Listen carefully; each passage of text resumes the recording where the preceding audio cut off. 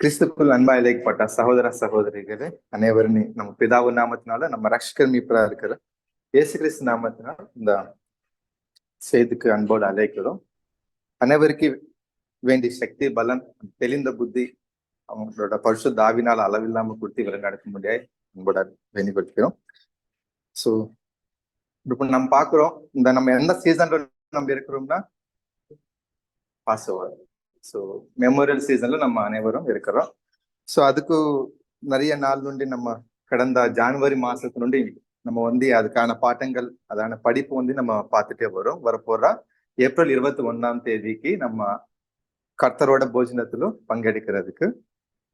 So அதுக்கு வேண்டி அந்த அருவி, அந்த தெளிந்த புத்தி நம்ம கிடைக்கிறதுக்கு நம்ம எப்படி அதுல பங்கெடுக்கணும், எப்படி நம்ம அதுல வேண்டிய அந்த ஞானம்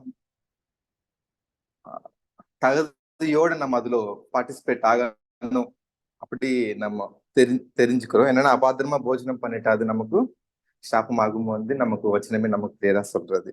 ஸோ அப்படிப்பட்ட இந்த சீசன்ல நமக்கு என்ன கண்டிப்பா வரும்? பாடுகள், சோதனைகள், அந்த துன்புறுத்தல் எல்லாமே நமக்கு கண்டிப்பா வரும். அப்படி நம்ம படிச்சுட்டே வரும். ஸோ அதுல சில காரணங்கள் எந்த வழியா நமக்கு அது கிடைக்கும், எந்த வழியா நமக்கு அந்த சோதனைகள் நமக்கு வரும் அப்படியும் பார்த்துட்டே வரும். ஸோ இப்படி அதுலவே இங்கொருத்தர் எப்படி நமக்கு அந்த பர்சிக்யூஷன், அந்த சீஃப் சோர்ஸ் ஆஃப் பர்சிக்யூஷன்னா அதுல நமக்கு முக்கிய ஆதாரம் என்ன வழியா நமக்கு அதுக்கு வரப்போகும், அது நமக்கு தெரிஞ்சாதான் அதுக்கு தக்க மாதிரி நம்ம நம்ம ஒரு எச்சரிக்கையோட ஒரு ஜாக்கிரதையோட நம்ம இருந்து அப்படி நம்ம வாழ்க்கையில நம்ம நடக்காம நம்ம காத்துட்டு நம்ம நடக்க வேண்டிய அவசியம் நமக்கு கண்டிப்பா இருக்குது. என்னன்னா நம்ம மற்ற உலகத்துல மாதிரி இல்லாம நம்ம புது சிருஷ்டிகளா இருக்கிறோம். நம்ம கிறிஸ்துக்கு பின்பற்றி நம்ம இருக்கிறோம். உலகத்தி மாதிரி அந்த நாமினல் கிறிஸ்டியன்ஸ் மாதிரி நம்ம கிடையாது. ஸோ நம்ம எல்லாமே ரொம்ப ஜாக்கிரதையோட நம்ம நடக்க வேண்டிய அவசியம் நமக்கு இருக்குது. ஸோ இப்படி நமக்கு கிறிஸ்துக்கு பின்பற்றி போற நமக்கு எந்த மாதிரியான பர்சிக்யூஷன்ஸ் நமக்கு வரும் அப்படின்னு நம்ம ஆல்ரெடி நம்ம கடந்து பார்த்துட்டே வந்திருக்கிறோம்.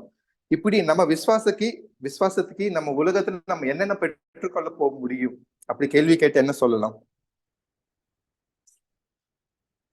நமக்கு இருக்கிற நம்ம விசுவாசத்துக்கு இந்த உலகத்துல நம்ம என்ன பெற்றுக்கொள்ளும், நமக்கு என்ன கிடைக்கும், இந்த உலகத்துல நமக்கு என்ன கிடைக்கும்? பாதுகாப்பு தேவன் வழியா கொடுப்போம். ஓகே, நமக்கு என்ன கிடைக்கும்? பாதுகாப்பு. ஓகே, ஃபர்ஸ்ட் அதுதான் நமக்கு கிடைக்கும். நம்ம ஆல்ரெடி அந்த ஆதார வச்சனம்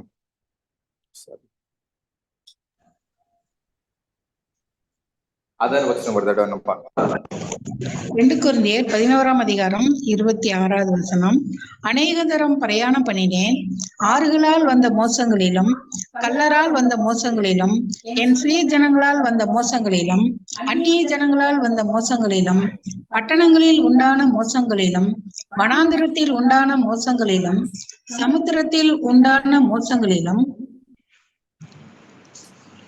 கள்ள சகோதரரிடத்தில் உண்டான மோசங்களிலும் பிரயாசத்திலும் வருத்தத்திலும் அநேக முறை கண் விழிப்புகளிலும் பசியிலும் தாகத்திலும் அநேக முறை உபவாசங்களிலும் குளிரிலும் நிர்வாணத்திலும் இருந்தேன். இவை முதலானவைகளை. Thank you sister. நம்ம இங்க பாக்குறோம், இது கொரிந்திய பட்டணத்திற்கு அப்போஸ்தலன் பவுல் எழுதின பத்திரிகையிலோ அதுல அவங்களோட சாட்சி அவங்களுக்கு சொல்றது நம்ம பார்க்கலாம்.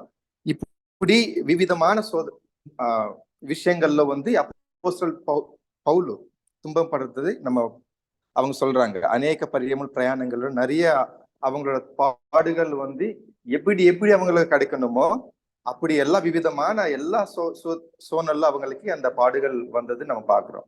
இப்படி இதுல நம்ம எல்லாமே தியானிக்க போறது இல்ல.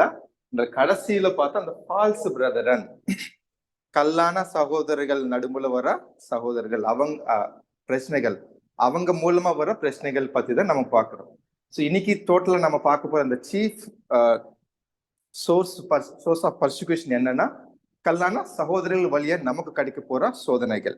அது நம்ம எப்படி அவங்களும் புரிஞ்சுக்கணும், எப்படி அவங்க இருப்பாங்க, அது நமக்கு எப்படி அது பாட்டமா இருக்கும், நம்ம எப்படி அது மேற்கொள்ளணும், நம்ம எப்படி இருக்கணும் இருக்கக்கூடாது, அப்படிதான் நமக்கு இது முக்கியமான இதோட மேலோட்டமா ஒரு பாட்டம் நமக்கு போகுது. ஏன்னா மத்தது எல்லாமே நமக்கு எல்லாமே அது நம்ம தெளிவா இருக்கலாம். ஆனா இது மட்டும் கொஞ்சம் ரொம்ப ஜாக்கிரதையோட இந்த சகோதரர்கள் நடுமுல தான் நமக்கு வந்து பிரச்சனைகள் வரும். அது அவங்க உண்மையான சகோதரர் எப்படி நம்ம புரிஞ்சுக்கலாம், தப்பான கள்ளா சகோதரர்கள் நமக்கு எப்படி புரிஞ்சுக்கலாம், அதுதான் நமக்கு இது ஒரு பாட்டமா இருக்கு. எப்படின்னா இயேசு கிறிஸ்து ஆல்ரெடி அவங்க போற முன்னாடி சீசல் கிட்ட சொன்னாங்க, ஓநாய்கள் சோ எப்படி சபைக்குள்ள வந்து அது வந்து டிஸ்டர்ப் பண்ணுவோம், எல்லாமே காத்துக்கணும் அப்படி சொல்றாங்களோ அந்த மாதிரி நம்ம இது கொஞ்சம் ஒரு எச்சரிக்கையான பாட்டம் எல்லாருக்கும் சொல்லக்கூடிய எனக்கும் கேட்கிற அனைவருக்கும் இது வந்து ஒரு எச்சரிக்கையான விஷயம். இங்கே இந்த ஆதார வசனம்ல நம்ம பார்க்கணப்போ அப்போஸ்தலர்கள் பவுல் வந்து ஒரு விசேஷமான ஒரு சோதனைக்குள்ள அவங்க போனது நம்ம பார்க்கலாம். இதுல எதுக்காகனா அவ்வளவு சோதனைகள் பெற்றுக்கொண்டாங்க அது நம்ம பார்த்தா அவங்களோட அன்பு தேவனுக்கு மேல வச்சிருந்த அந்த அன்புக்காக, தேவனுக்காக அந்த காஸ் இருக்குதுன்னா அந்த காரணம் என்ன இருக்குது, மேலான் தேவனோட சித்தம் நான் நிறைவேறக்கணும் அப்படிப்பட்ட அந்த காரணத்துக்காக வந்து அவங்க அவ்வளவுப்பட்ட அந்த சோதனைகள் அவங்க பெற்றுக்கொண்டது நம்ம புரிஞ்சுக்கலாம். சோ மெயினா அவங்களோட விசுவாசத்துக்கு அவங்க என்ன பெற்றுக்கொண்டாங்கன்னா பார்த்தா மெனி ட்ரையிங் எக்ஸ்பீரியன்சஸ், ரொம்ப விவிதமான சோதனைகள் வந்து அவங்களோட விசுவாசத்துக்கு அது வந்தது நம்ம புரிஞ்சுக்கலாம். சோ இப்படிப்பட்ட அது எல்லாம் இப்படிப்பட்ட அவங்கள அந்த சோதனைகள் வந்து அவங்க ஒரு கவுண்ட் பண்றாங்க, எண்ணிக்கிறாங்க. இப்படி நான் வந்து அநேக பர்யாயங்கள் நான் இந்த பிரயாணங்கள் மூலமா, ஜலத்தின் மூலமா, சமுத்திரத்தை போட சகோதரர்கள் மூலமா, மற்ற நிறைய விஷயங்கள் வந்து அவங்க ஒவ்வொன்னா மென்ஷன் பண்ணி கவுண்ட் பண்ணிட்டு ஒரு லிஸ்ட் மாதிரி கொடுக்கறது நம்ம புரிஞ்சுக்கலாம். சோ இப்படிப்பட்டப்போ இந்த கிறிஸ்துக்காக அவங்க ஒரு காரணத்துக்காக இவங்க வந்து அந்த ஊழியம் செய்யற சமயத்துல ஆகட்டும், அவங்க என்ன பெற்றுக்கொள்றாங்க உலகத்தினுடைய அப்படின்னு நம்ம பார்த்தா ஒரு விவேகமற்ற பவுல். அந்த பவுல் வந்து ஒரு விவேகமற்றவங்கள், அந்த புத்தியே இல்ல அவங்களுக்கு. பிளஸ் அவங்க வந்து ஒரு முட்டாள் மாதிரி இருக்கிறாங்க.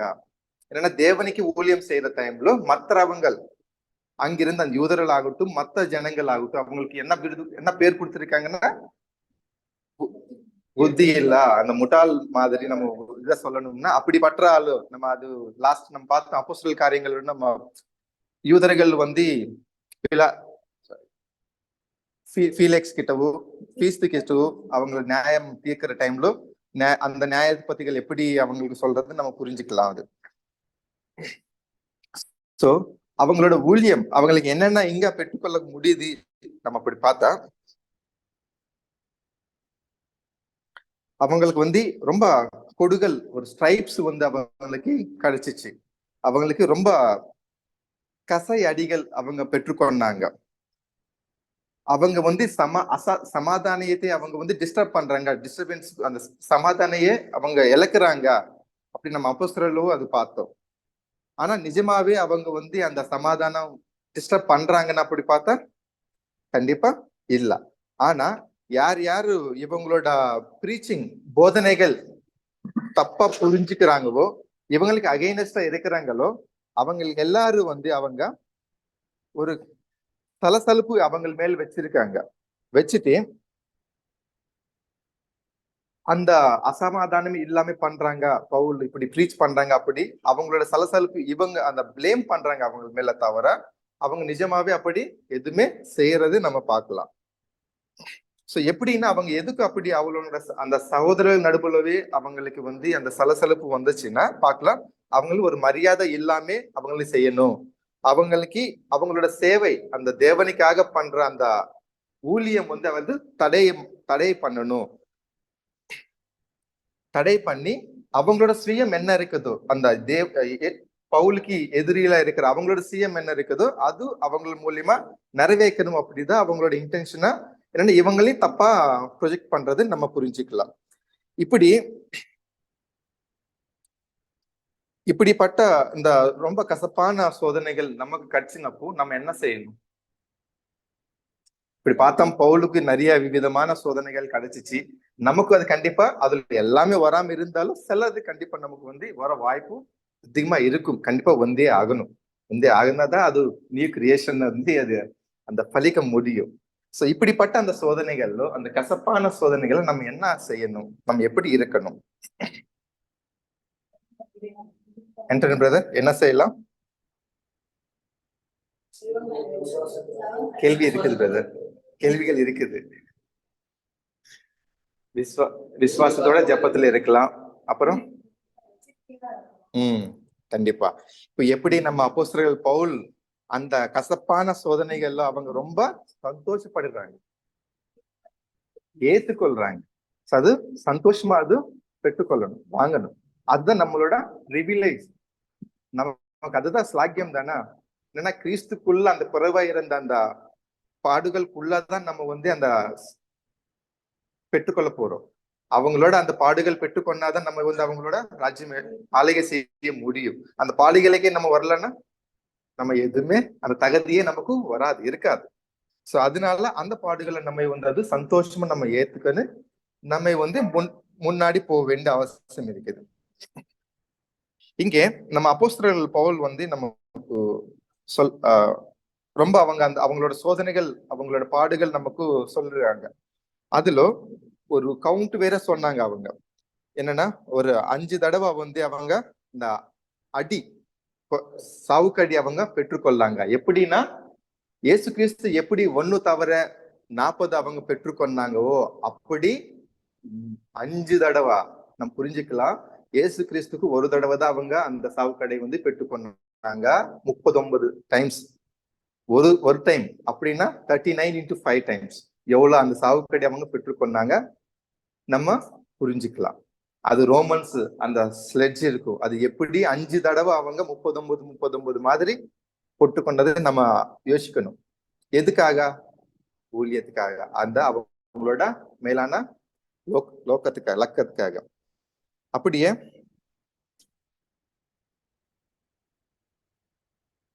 அந்த அது எப்படி ஸ்ட்ரைப்ஸ் சாவுக்கடியே நார்மலா அந்த நமக்கு எல்லாமே அது வந்து நம்ம பாடியில அது ஸ்ட்ரைப்ஸ் தமிழ்ல எப்படி சொல்லணும்னா சாட்டைகள். சாட்டைகள் ஒரு தடவை வந்து கலரோட அவங்க கொல்றதுக்கு முயற்சி பண்ணி அவங்க அடிக்கிறாங்க. கடைசி நம்ம பாக்குறோம் அது கடைசி அவங்க சத்திருக்காங்க. அப்படி விட்டுட்டு அவங்க திருப்பி போனதுக்கு அப்புறம் அவங்க அப்படி அதோட நோண்டி அவங்க திருப்பி அப்படி நிப்பாட்டுச்சுன்னா திருப்பி அங்க இருந்து எழுந்து இங்க ஒரு பிளேஸுக்கு போய் அவங்க சுவிசேஷ பிரசங்கிறது நம்ம புரிஞ்சுக்கலாம். அப்படியே 3 டைம்ஸ் 3 தடவை அவங்க சமுத்திரத்துல போனப்போ அந்த கப்பல் வந்து புரோக்கன் எல்லாம் உடைஞ்சிச்சு 3 தடவை. அது நம்ம அப்போஸ்தலர் காரியங்களும் நம்ம ரொம்ப அதிகமா நம்ம வந்து அது அவங்களோட காரியங்கள் எல்லாமே பார்க்கலாம். இப்படிப்பட்ட இங்க அதிகமா வந்து நமக்கு இங்க எதெல்லாமே 2 கொரிந்தியன்ஸ் அது வேணும்னா ரெஃபரன்ஸ் நோட் பண்ணிக்கலாம். 2 கொரிந்தியன்ஸ் 11:24-25 இந்த இது எல்லாமே வந்து நமக்கு கவுண்ட் பண்ணி அவங்க சொல்றாங்க. நான் 5 தடவை இப்படி அந்த சாவுக்கடை வாங்கிட்டா, இப்படி நான் அந்த ஸ்ட்ரைப்ஸ் வாங்கிட்டா, கல்றை ஒரு தடவை எனக்கு கல்லோட அவங்க அடிச்சிருக்காங்க, ஒரு 3 தடவை அந்த கப்பல்ல போனப்போ சமுத்திரத்துல எல்லாமே வந்து அது உடைஞ்சிச்சு. அப்படி அவங்களோட சோதனைகள் இதெல்லாமே அவங்க எக்ஸ்பிளைன் பண்றது நம்ம பார்க்கலாம். ஆனா இப்படிப்பட்ட ஒரு எக்ஸ்ட்ரீம் லெவல்ல அவங்களுக்கு அந்த பாடுகள் வந்து கிடைச்சிச்சது நம்ம புரிஞ்சுக்கலாம். இப்படி ஒருவேளை நமக்கு கிடைச்சிச்சிருந்தா, அதுல ஏதோ ஒண்ணு கிடைச்சிச்சிருந்தா நம்ம வந்து முன்னாடி போகிறதுக்கு வில்லிங்கா இருக்கிறோமா? நம்ம பெற்றுக்கொண்ட இந்த சத்தியத்துக்கு, இந்த அழைப்புக்கு நம்ம நியாயம் செய்ய முடியுமா? இந்த விசுவாசத்துல நம்ம நிக்க முடியுமா? நம்ம யோசிக்கணும் கண்டிப்பா. சோ ஆனா இது எல்லாமே அவங்களுக்கு ஒரு தடையா இருந்ததா அவங்களோட விசுவாசத்துல முன்னாடி போறதுக்குன்னா? அவங்களோட வைராக்கியம் வந்து ரொம்ப அதிகமா போனதே தவிர பின்னாடி போன வாய்ப்பே அவங்களுக்கு இல்லைன்னு நம்ம புரிஞ்சுக்கலாம். சோ இப்படிப்பட்ட இவங்களும் முன்னாடி எப்படி இருந்தா நம்ம பார்க்கலாம், கிறிஸ்துக்குள் சபையே அவங்க ரொம்ப துன்பப்பட்டதுன்னு நம்ம பார்க்கலாம். ரொம்ப துன்பப்பட்டத பவுலே இங்க பார்த்தா கிறிஸ்துக்காக எப்படி துன்பப்படுறது நம்ம புரிஞ்சுக்கலாம். அந்த டிஃபரன்சஸ் வந்து இங்க. சோ இது எல்லாமே வந்து அவங்களுக்கு கிடைச்சிச்ச அந்த எல்லா தண்ணினால, அந்த தீவ்ஸ் ராபர்ஸ்னால, ஜூயிஸ்னால, மத்த அந்நிய ஜனங்கள்னால, இது எல்லாமே திருடுனால, அந்த வனாந்தரத்தில் ஆகட்டும், சிட்டிகள் ஆகட்டும், சமுத்திரத்துல இது எல்லாமே நம்ம ஆதார வச்சு பாக்குற மாதிரி ஒரு லிஸ்டே கொடுத்திருக்காங்க. கடைசி அங்க எங்க முடிச்சுக்கிறாங்கன்னா கள்ள சகோதரனாலா. இது எல்லாமே ஒரு எத்து. ஒரு பங்குனா இது மட்டும் தனியா கள்ள சகோதரர் வழியா அங்க முடிக்கிறாங்க. இங்க ஒரு கொஸ்டின் நம்ம வச்சுக்கலாம். இப்படிப்பட்ட இந்த பாடுகள் எல்லாமே நிஜமாவே பவுல் பெற்றுக்கொள்றதுக்கு அது தகுதியா? டிசர்வ்டு. அந்த தகுதி அவருக்கு தகுதினா அந்த ஒரு தப்பு பண்ணா அவளுக்கு அதுக்கான தண்டனை இருக்கும். இந்த இது எல்லாம் பெற்றுக்கொள்றதுக்கு அது இவங்க எதனா தப்பு பண்ணிருக்காங்கன்னா அந்த தண்டனை இவங்களுக்கு அது சரியா? கரெக்ட் தான் சார். அவங்களுக்கு அந்த செய்யறது அவங்க அந்த தகுதி இல்லைன்னா அந்த தப்பு செய்யல அவங்க அதுக்கு தண்டனை பெற்றுக்கொள்ளது நம்ம புரிஞ்சுக்கலாம். சோ எதுக்குன்னா அவங்க இது பெற்றுக்கொள்றதுக்கே அது தகுதின்னா இது அந்த தப்பை எதுவும் செய்யலாம் நம்ம புரிஞ்சுக்கலாம். அவங்க ஒரு நல்ல கேரக்டரா பிஹேவியர் இருந்த பவுல் அவங்களோட கேரக்டர் ஒரு நோபல் கேரக்டர். அவங்க தேவனோட அந்த கிறிஸ்துக்குள்ள தேவனோட சுவிசேஷம் அவங்க பிரசங்கிக்கிறதுக்கு அவங்க முயற்சி எடுத்திருக்காங்க. அதுக்கு யாருக்கு ஒரு தப்பு செய்யணும் அப்படி அவங்களோட நோக்கமே எண்ணமே இல்லை. ஆனாலும் எந்த தப்பு செய்யாம அவங்க ரொம்ப பாடுகள் அந்த பெற்று பண்ணது நம்ம பார்க்கலாம். ஏன்னா இவங்க அவர் வசனம் பார்க்கலாம். லூக்கா 2ஆம் அதிகாரம் 10ஆம் வசனம்.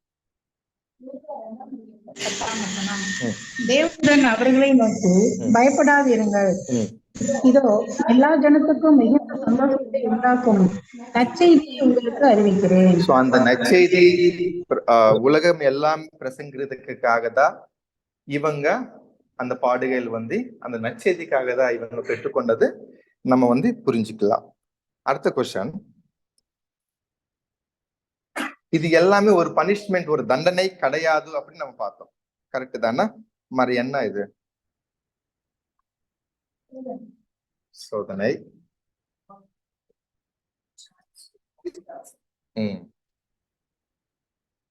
சோ நம்ம இது நமக்கு கிடைக்கிற ஒரு சான்சஸ். சிஸ்டர் சொன்ன மாதிரி சோதனைகள் என்னன்னா இயேசு கிறிஸ்து அப்போஸ்தலர் பவுல் மட்டும் இல்ல, நம்ம இங்க இந்த வச்சனத்துல பவுல் மற்ற அப்போஸ்தலர்கள் மற்ற அதிகமா பரிசுத்தவான்கள் அப்படி அந்த பெற்றுக்கொண்டாங்க. இப்படி நம்ம தியானிக்க போறது அப்போஸ்தலர் பவுல் பத்தி மேஜரா. இவங்க இயேசு கிறிஸ்து பாடுகள் பண்ணா அப்படியே இவங்களும் அந்த பாடுகள் அவங்களோட பாடுகள்ல பங்கெடுக்கிறது நம்ம புரிஞ்சுக்கலாம்.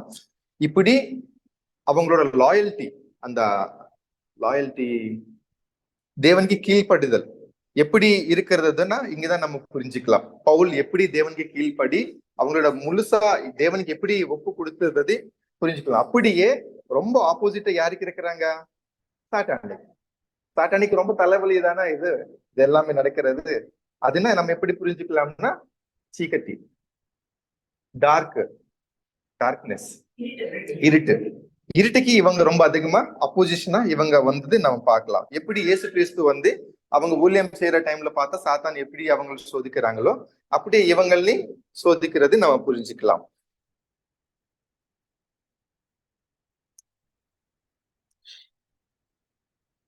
அதுவே நமக்கு அப்போஸ்தலர் பவுல் தீமோத்திக்கு சொல்றப்போ 2 தீமோத்தி 3ஆம் அதிகாரம் 12ஆம் வசனம் பார்க்கலாம்.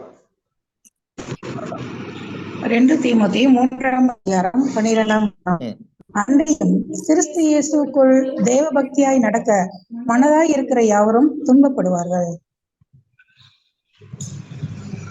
பார்க்கலாம் இங்க கிளியரா அப்போஸ்தலர் பவுல் சொல்றாங்க, கண்டிப்பா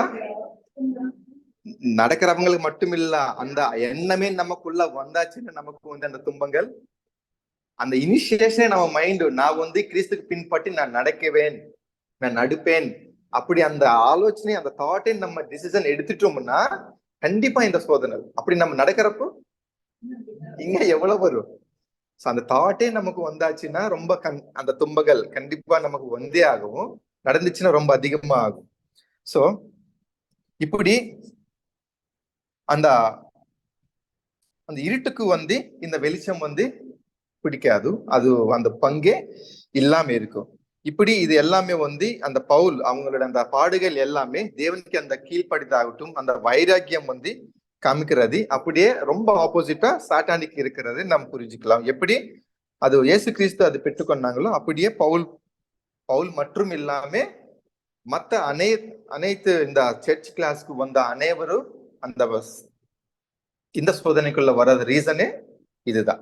எப்படி அந்த தலையா இருக்கிற இயேசு கிறிஸ்து இந்த சோதனைகள் பெற்றுக்கொண்டாங்களோ அப்படியே அப்போஸ்தலர்கள் அதுக்கப்புறம் வர அனைத்து இந்த 7 கால சபைக்குள்ள வந்த பரிசுத்தவான்கள் இது எதுக்கு வரும்னா அந்த ரீசன் இப்படிதான். என்னன்னா தேவனுக்கு கீழ்ப்பட இருக்கிறதுனால சாத்தானிக்கு அகைன்ஸ்டா நம்ம இந்த வெளிச்சம் நம்ம அந்த சுவிசேஷம் பிரசங்க இருக்கிறதுனால. சோ இப்போ நம்ம பார்க்கலாம் அந்த இருட்டு என்ன பிடிக்காம இருக்கும் அவங்களுக்குன்னா வெளிச்சம் அதுக்கு பிடிக்காம இருக்கும். சோ அது பத்தி நம்ம சில விஷயங்கள் பார்க்கலாம். இப்போ நம்ம ஆண்டவரா இருக்கிற இயேசு கிறிஸ்து எப்படி இருக்கிறாங்க, எப்படி அவங்க வாழ்ந்திருக்கிறாங்கன்னா ரொம்ப நீதியோட அவங்க வாழ்ந்துனதே அவங்க நம்ம பார்க்கலாம். அவங்க அந்த வெளிச்சம் எப்படி இருந்தா அந்த வெளிச்சம் பிள்ளைகளா நீங்க இருப்பாங்க. நம்ம காலை தீர்மானம்ல நம்ம பார்த்தோம், மலை மேல் பிரசங்கத்துல 5ஆம் அதிகாரம் எப்படி நமக்கு கிடைக்க போற துன்பங்கள் எப்படி வரும், ஒருவேளை அது நம்ம சகிச்சிட்டோம்னா எப்படி நம்ம ஆசீர்வாதம் பெற்றுக்கொள்ளமோ நம்ம கிளியரா நம்ம காலை தீர்மானங்களும் இன்னைக்கு பார்த்தோம். அப்படியே இயேசு கிறிஸ்து அது எல்லாமே செஞ்சிருக்காங்க. அதனாலதான் அவங்க அங்க சொல்றாங்க அவங்க நீதியோட அந்த ட்ரூத் சத்தியத்தோட அவங்க இருக்கிறது நம்ம பார்க்கலாம். ஆனா அதுக்கு ஆப்போசிட்டா இருக்கிற சாத்தான் எப்படி இருக்காங்கன்னா ஒரு இருட்டல்ல இருக்கிறாங்க. அவங்க அந்த மூட நம்பிக்கையில இருக்கிறாங்க. அது ஒரு குருட்டாட்சித்தனம் அவங்களோட கேரக்டர் குணலட்சணங்கள் இருக்கிறது நம்ம பார்க்கலாம். இப்படி கிறிஸ்து அப்படி இருந்ததுன்னா அவங்களோட பின்பற்றி போற நம்மை கண்டிப்பா அப்படிதான் அந்த வெளிச்சன் பிள்ளைகளை தான் அந்த சத்தியத்துக்கு கீழ்ப்படிதான் அந்த சத்தியத்தோட நம்ம நீதியோட நம்ம இருக்க வேண்டிய அவசியம் நமக்கு இருக்குது. சோ பாவத்துக்கு எந்த விஷயத்துலவும் நம்ம அந்த காம்ப்ரமைஸ் நம்ம ஆகக்கூடாது நம்ம பார்க்கலாம். இப்படி நம்ம நடக்கிற டைம்ல நமக்கு என்ன அந்த எதிராளி நாள் நமக்கு கிடைக்கும்னா நமக்கு எல்லாருக்கும் கிளியரா தெரியும். இந்த உலகத்தினால் நமக்கு ஒரு துவேஷம், நமக்கு மேல அவங்களுக்கு ஒரு பொறாமை, ஒரு ஹேட்டு, எதிர்ப்பு, அவங்களுக்கு நம்ம பிடிக்காம போகும், உலகத்துக்கு நம்ம பிடிக்காம போகும். அவங்க நமக்கு எதிராக இருப்பாங்க உலகத்துல எல்லாமே. ஆனா நம்ம என்ன தப்பு செய்யாம இருந்தாலும் அந்த உலகம் நம்ம மேல என்ன சுமக்கும்னா இவங்க எல்லாம் பிளேம், அந்த தப்பு நம்ம மேல் அவங்க போடுவது நம்ம பார்க்கலாம். அதுவும் நம்ம கிளியரா நமக்கு நம்ம பழைய காலத்துல நம்ம பார்த்தா ஒரு பிசிக்கல் அட்டாக்ஸ் தான் அவங்களுக்கு அதிகமா இருந்துச்சு. அதுல நம்ம இயேசு கிறிஸ்துக்கும் நம்ம பார்த்தோமாங்க இவங்க எப்படி அவங்களுக்கு நிறைய பேர்கள் கொடுத்திருக்காங்க. பெயல்ஜெபூ, இவங்க ஒரு பிசாசு ஆவிகள், இப்படிப்பட்ட நேமிகள் பேரு அவங்களுக்கு கொடுக்கப்பட்டது. ஆனா அவங்க நிஜமா அப்படி இருக்கிறாங்களன்னா இல்ல. பவுலும் நம்ம பார்த்தோம் அப்படி அவங்க ஒரு சமாதானத்தை அவங்க கெட்டுறாங்கன்னா இல்ல. அவங்க ஒரு முட்டாள் மாதிரி இருக்கிறாங்கன்னா இல்லை. ஆனா அவங்க ஒரு சுவிசேஷம் பிரசங்க இருக்கிறாங்க. ஒரு நல்லதான் ஒரு நச்செய்திதான் எல்லாருக்கும் சொல்றாங்க. தவிர அவங்க எல்லாரும் இவங்க மேல்தான் ஒரு தப்பு சொல்றது நம்ம புரிஞ்சுக்கலாம். ஆனா இந்த காலத்தில் இருக்கிற நமக்கும் ஒரு லிட்டரலா இயேசு கிறிஸ்து மாதிரி அந்த குரூசிபிகேஷன் ஆகட்டும், பவுல் பெற்றுக்கொண்ட இந்த மாதிரியான பாடுகள் நமக்கு கண்டிப்பா வராம இருக்கலாம். ஆனா எப்படிப்பட்ட அந்த நமக்கு வரும் இந்த பிரசன்ட் காலகட்டத்துல அப்படின்னு நம்ம பார்த்தா ஒரு வசனம் பார்க்கலாம். சங்கீதம் 64:3.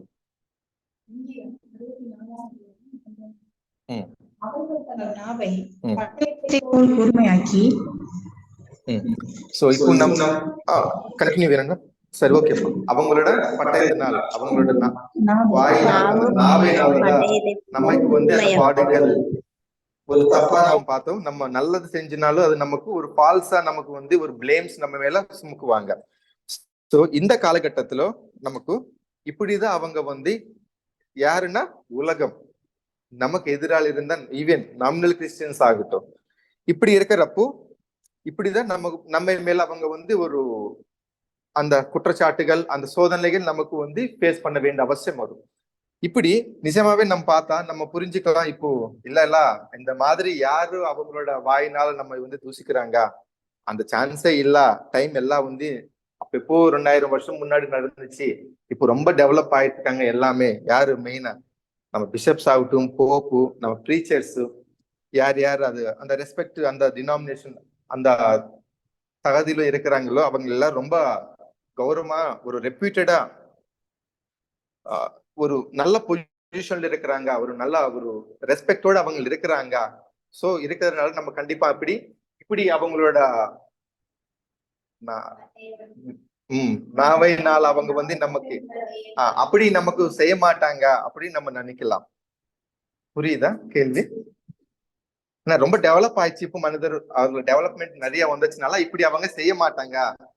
அந்த காலத்துல ஏதோ நடந்துச்சு, இப்படி நடக்காது அப்படி நம்ம பார்க்கலாம். சோ நிஜமாவே அப்படி ஒருவேளை நம்ம அந்த கருத்தை எடுத்துட்டோம்னா அது ரொம்ப ஆச்சரியமா நமக்கு இருக்கும். என்னன்னா அந்த காலத்துலவே இப்போ இப்படி படிக்கிறாங்க நிறைய பேர் அந்த டிவைனிட்டில, டாக்டர் ஆஃப் டிவைனிட்டி, பிஹெச்டில பைபிள்ல இருக்கிறாங்க அவங்களோட கோர்ஸ்ல. ஆனா அந்த காலத்துல அந்த டாக்டர் ஆஃப் டிவைனிட்டி இல்லவா? யாரும் படிக்கலவா? யாரும் இல்ல அந்த காலத்துல. இப்போ படிக்கிறாங்க. இப்படி படிக்கிறவங்க அந்த காலத்துல யாரும் இல்லவா? பிரதான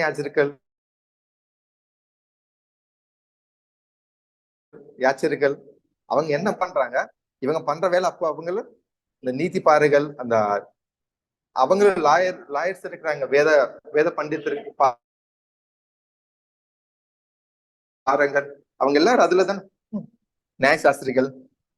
சோ அங்கே பிரதான யாச்சர்கள் இருக்கிறாங்க, லேவி கோத்திரிகள் இருக்கிறாங்க. அவங்க எவ்வளவு கேர்ஃபுல்லா அவங்க வந்து தேவன் ஊழியத்துக்கு அவங்க அசைன் பண்ணிருக்காங்க இப்போ கம்பேர் பண்ணப்போ. அந்த டைம்லவும் இருக்கிறாங்க. அங்கே பரிசை இருக்கிறாங்க. பரிசைனா ரொம்ப கிளியரா ஒரு தீர்க்கமான பிரேயர், லாங் பிரேயர்ஸ் அவங்க தேவனுக்கு பண்ணிட்டே இருப்பாங்க. அப்படி ரொம்ப தேவனுக்கு இரக்கமா அவங்களோட திருஷ்டிலோ ரொம்ப அதிகமா டைம் ஸ்பெண்ட் பண்ணி தேவனுக்கு ஜெபத்திலோன்னு இருப்பாங்க. அப்படிப்பட்ட அவங்களும் இருந்திருக்காங்க. ஆனாலும் எப்படி நடந்துச்சு நம்ம பார்க்க தெரியும். சோ அங்க அந்த சமாஜத்துல ரொம்ப ஒரு ரெஸ்பெக்ட், ஒரு ஹோதா, ஒரு டிக்னிட்டி, ஒரு ஹோதால அவங்களும் இருந்திருக்காங்க. இப்படி அந்த பிரதான யாச்சர்கள்னா ஒரு ரொம்ப பெருசான ஒரு மேலான ஒரு பொசிஷன் தான். ஆனாலும் ஒரு கௌரவம், அந்த ரெவரன்ஸ்ல இருந்தவங்களும் இருந்திருக்காங்க. அவங்களுக்கு ஒரு பிலாக்டரிஸ் அப்படி சொல்லப்பட்டது இருக்கும். அவங்க ஒரு ஆச்சாரம் இருக்கும். தலை மேல கைக்கு இந்த சின்ன பாக்ஸ்னால அவங்க வந்து இப்படி அந்த சின்ன இதுல இது அது அது வந்து கைக்கு அப்படியே ரொட்டேட் பண்ணி கட்டிட்டு வச்சிருப்பாங்க. அப்படியே தலைக்கு வச்சிருப்பாங்க, ஃபோர் ஹெட் மேல. அப்படி என்ன வச்சிருப்பாங்கன்னா அதுக்குள்ள ஒரு சின்ன பாக்ஸ், அதுக்குள்ள அந்த தர்மசாஸ்திரம் வந்து சின்ன சின்னதையா வச்சிருப்பாங்க. அவங்க காலையில மட்டும்தான் அது வந்து அப்படி போட்டு வச்சிருப்பாங்க. தலைக்கு கைகளுக்கு சுற்றிருப்பாங்க. எப்போ அவங்க காலையில ஜெபம் பண்ணுவாங்களோ, பிரேயர் பண்ணுவாங்களோ அந்த சமயத்துல இது வச்சிருப்பாங்க. பிரேயர் பண்ணிருப்பாங்க. நடுமுல இதெல்லாம் எடுத்துட்டு அப்படியே ரெஃபரன்ஸ் தியானம் பண்ணிருப்பாங்க. அப்படி பண்ற அந்த மெத்தட் ஆனாலும் அவங்க ஒரு விஷாலமான ஒரு மைண்ட் செட், ஒரு ப்ராட் மென்டாலிட்டி அவங்களுக்கு வந்துச்சுன்னா அதுவும் வரலாம்.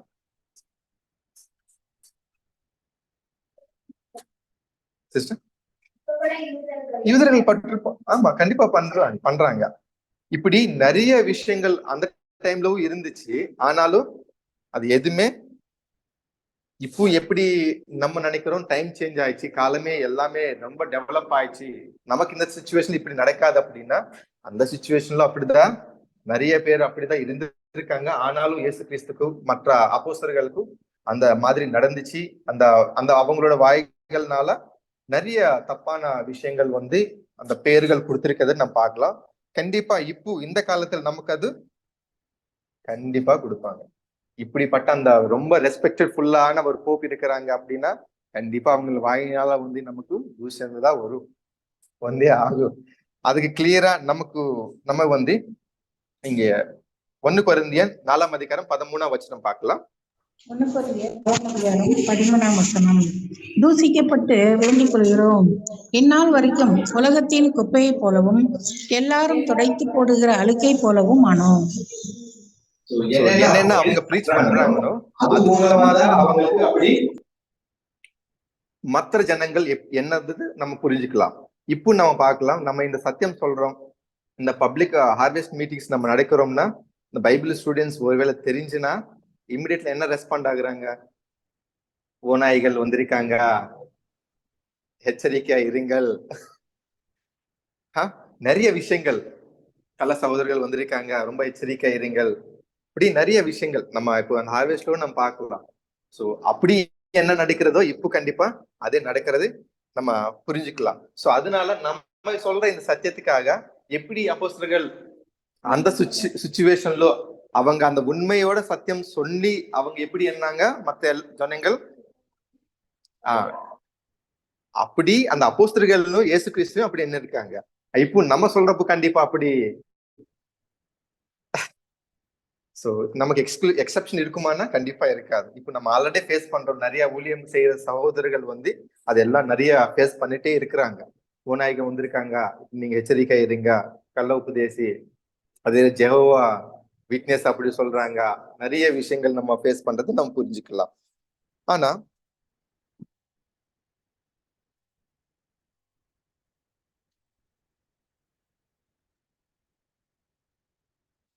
அதுவே கிளியரா நமக்கு இயேசு கிறிஸ்து சொல்றாங்க ஒரு வச்சனம்లో லூக்கா 11ஆம் அதிகாரம் 47, 48 நீங்க படிக்கலாமா?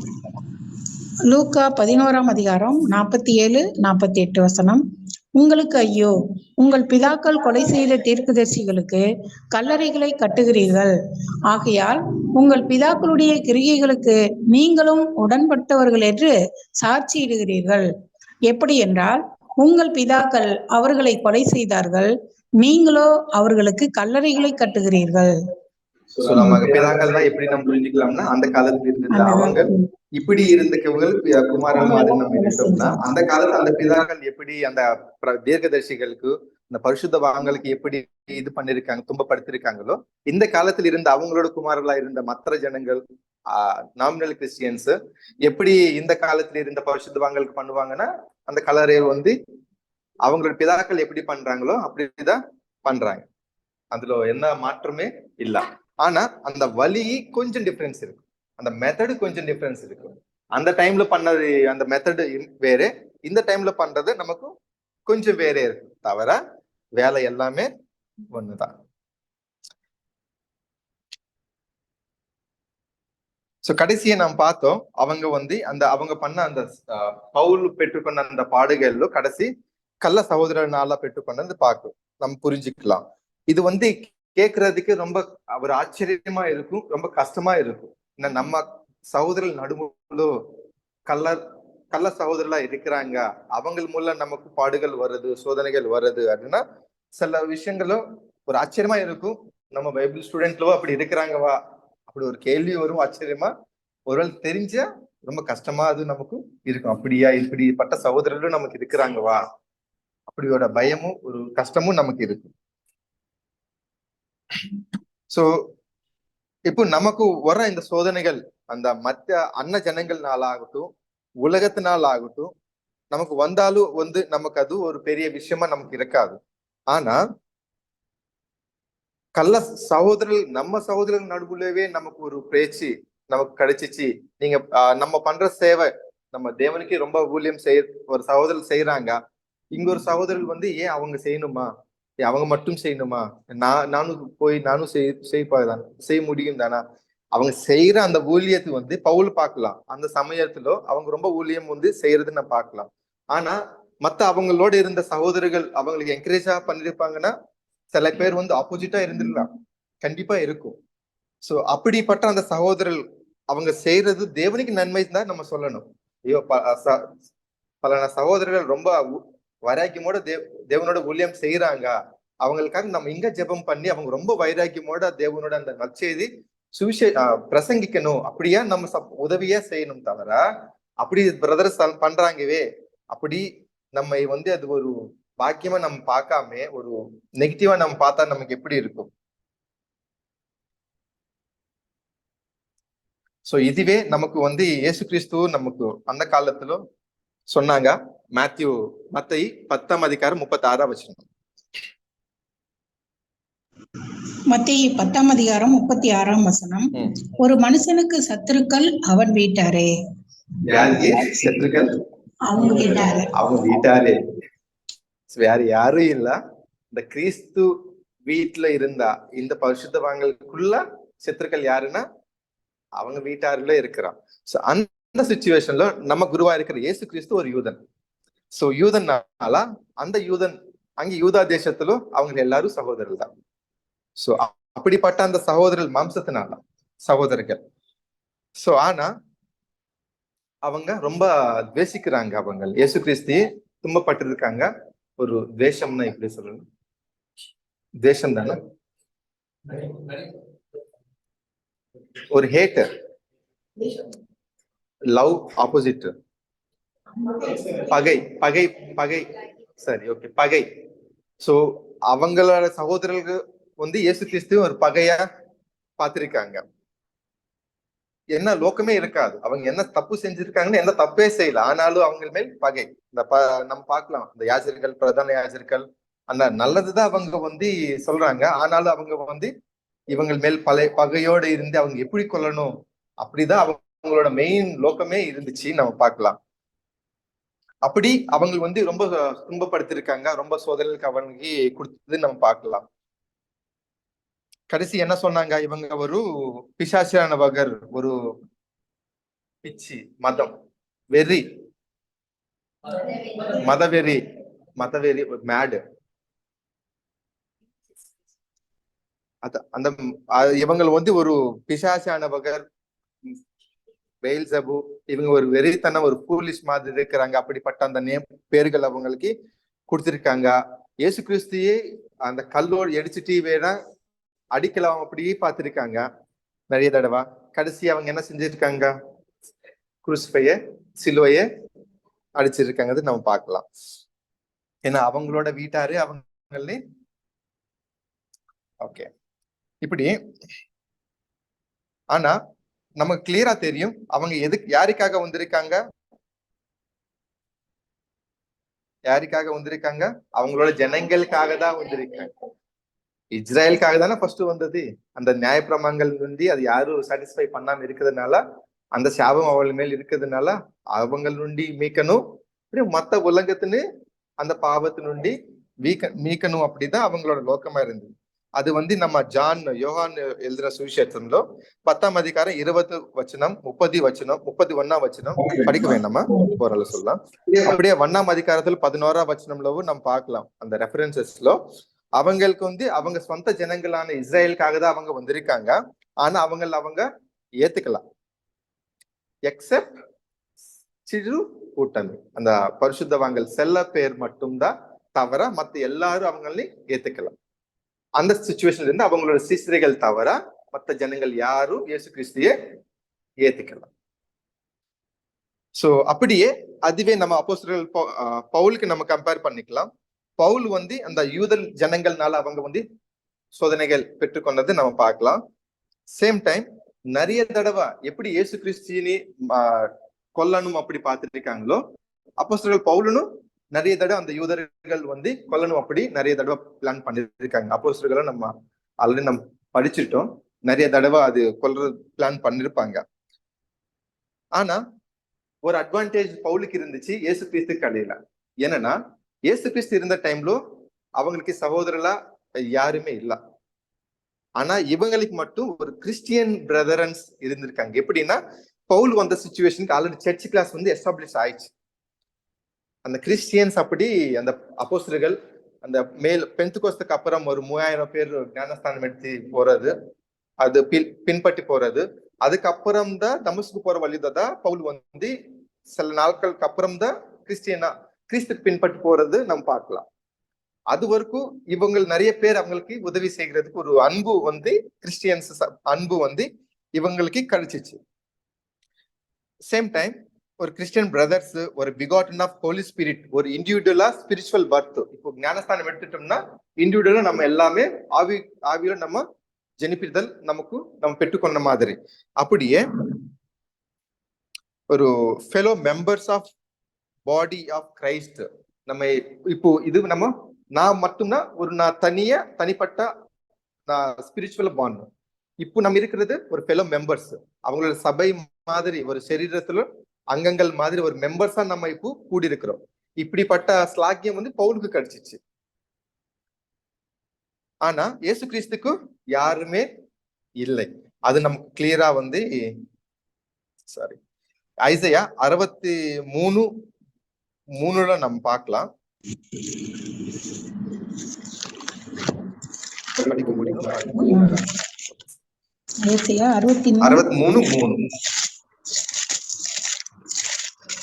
ஏசாயா 63 3ஆம் வசனம். 3ஆம் அதிகாரம். நான் ஒருவனாய் ஆலயம் மிதித்தேன், ஜனங்களில் ஒருவனும் என்னோடு இருந்ததில்லை. நான் என் ஜனங்களும் யாருமே அவங்களுக்கு ஒருத்தரும் அவங்களுக்கு இல்லை. ஏசாயா மூலமா தீர்க்கதரிசனமா சொல்லப்பட்டது இயேசு கிறிஸ்து விஷயம்தான். சோ யாருமே அவங்களுக்கு இல்ல. ஆனா பவுலுக்கு வந்து அந்த சகோதரர்கள் வந்து இருந்துச்சு. நமக்கு தெரியும் பெந்தெகோஸ்து நாள் தான் பரிசுத்த ஆவியை பெற்றுக்கொள்றதுக்கு அப்புறம் வந்தது நம்ம பார்க்கலாம். ஆனா இயேசு கிறிஸ்துக்கு வந்து இந்த கிறிஸ்டியன்ஸ் மூலமா சோதனைகள் எதுவே இல்ல. என்னன்னாலதான் இவங்க இருக்கிற சிச்சுவேஷன்ல அந்த பரிசுத்த ஆவி யாருக்கு கொடுக்கப்படல, எக்ஸப்ட் ஜீசஸ்க்கு. பெந்தெகோஸ்து நாளுக்கு அப்புறம் தான் மற்றவங்களுக்கு பரிசுத்த ஆவி கொடுக்கப்பட்டது. அதனால இவங்களுக்கு அந்த கிறிஸ்டியன்ஸோட ஒரு சோதனையை வந்து பெற்றுக்கொள்ள முடியல. ஆனா பவுலுக்கு வந்து இருக்குது. இயேசு கிறிஸ்துக்கு ஒரு இஸ்கரியோத் யூதா மட்டும்தான் அந்த சோதனைக்கு வந்து அவங்களோட மூலம்தான் அவங்க வந்து ப்ராப்ளம் ஃபேஸ் பண்ண வேண்டியது வந்துச்சு. சோ இப்படி பவுல் வந்து ரொம்ப என்ஜாய் பண்ணிருக்காங்க அந்த கிறிஸ்டியன் அன்பு, அந்த சகோதரர்கள் நடுமுல இருக்கிறப்ப அந்த அன்பு. இப்போ எப்படி நம்ம ஒரு அன்பா நம்ம எல்லாரும் இங்க உட்கார்ந்து அவங்களோட வார்த்தைகள் நம்ம கேட்கிறோமோ, இப்படிப்பட்ட அந்த அன்பு வந்து பவுலுக்கு கிடைச்சிச்சு, ஒரு தீப்பான ஒரு அன்பு. சோ படிக்கிறதுல நமக்கு இந்த தேவனோட வச்சனங்கள், இந்த சத்தியங்கள் நம்ம தியானிக்கிறதுல ஒரு அன்பு அந்த கிடைச்சிச்சு அவங்களுக்கு. அந்த டேஸ்ட் அவங்களுக்கு இருந்துச்சு. அவங்களோட பாடுகள் படுறதுல அந்த டேஸ்ட் அவங்க ஃபேல் பண்றாங்க. அந்த பாடுகள் ஆகட்டும், மற்றது அந்த கசப்பான சுச்சுவேஷன்ல ஆனாலும் அவங்க வந்து அது எல்லாமே ஒரு நல்லதுதான் அவங்க எண்ணி நல்லா டெவலப் ஆனது நம்ம பார்க்கலாம். அப்படியே அந்த சோதனைகள் கள்ள சகோதரன் நடுமுலவும் அவங்க வந்து அந்த சோதனைகள் பெற்றுக்கொண்டது நம்ம பார்க்கலாம். அதுதான் அவங்களோட பாடுகள்ல முடிவு, கிளைமாக்ஸ். அதுதான் பார்க்கலாம் அந்த வசனத்துல. இப்படி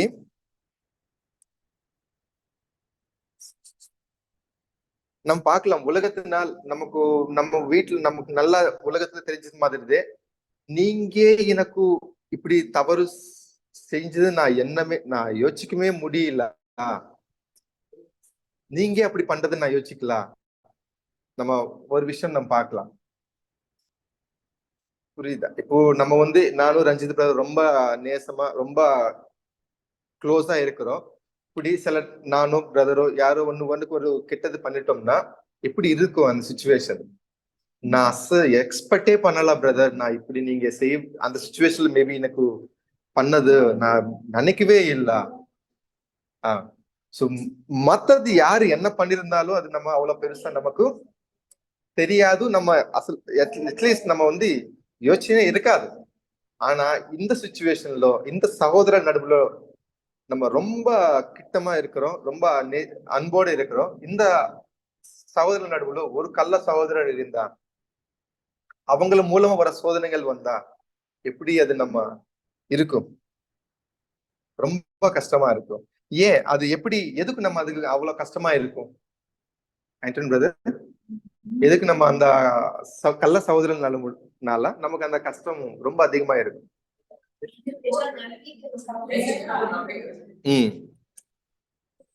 ரொம்ப கிட்டமா ரொம்ப க்ளோஸா வந்து நம்ம பழகிறது, நம்ம இருக்கிறதாகட்டும், பிரதர்லி லவ் நம்ம வந்து அந்த இமேஜினே பண்ண முடியாத ஒரு சிச்சுவேஷன்ஸ் அது. இப்ப நம்ம இந்த சத்தியத்துல அனைவரும் இருக்கிறோம்னா இதுக்கான அந்த ஒன்னஸ், அந்த ஒற்றுமை வந்து இருக்கும். சோ அதுக்கு அகைனஸ்ட் தான் நம்ம எல்லாமே இருக்கும். சோ ஆனா அந்த மாதிரியான எண்ணமே நமக்கு இருக்காது. அது வேற, நம்ம கிறிஸ்து சரீரத்துல ஒரு பங்கா போறதுக்கு இந்த அழைப்புக்குள்ள நம்ம வந்துட்டோம். இப்படிப்பட்ட ஸ்லாக்கியம் நம்ம பெற்றுக்கொள்றதுக்கு நம்ம வந்த நம்மை இந்த கள்ள சகோதரர்கள் நம்ம நடுவில் இருப்பாங்க, இப்படி சோதனைகள் நமக்கே கொடுப்பாங்கன்னா அது நம்ம ஜீர்ணிக்கவே முடியாத ஒரு விஷயம். ஆனா உண்மைதான் அது. சோ இதுதான் தேவனுக்காக படுற பாடுகள். அதுதான் the godly suffer persecution.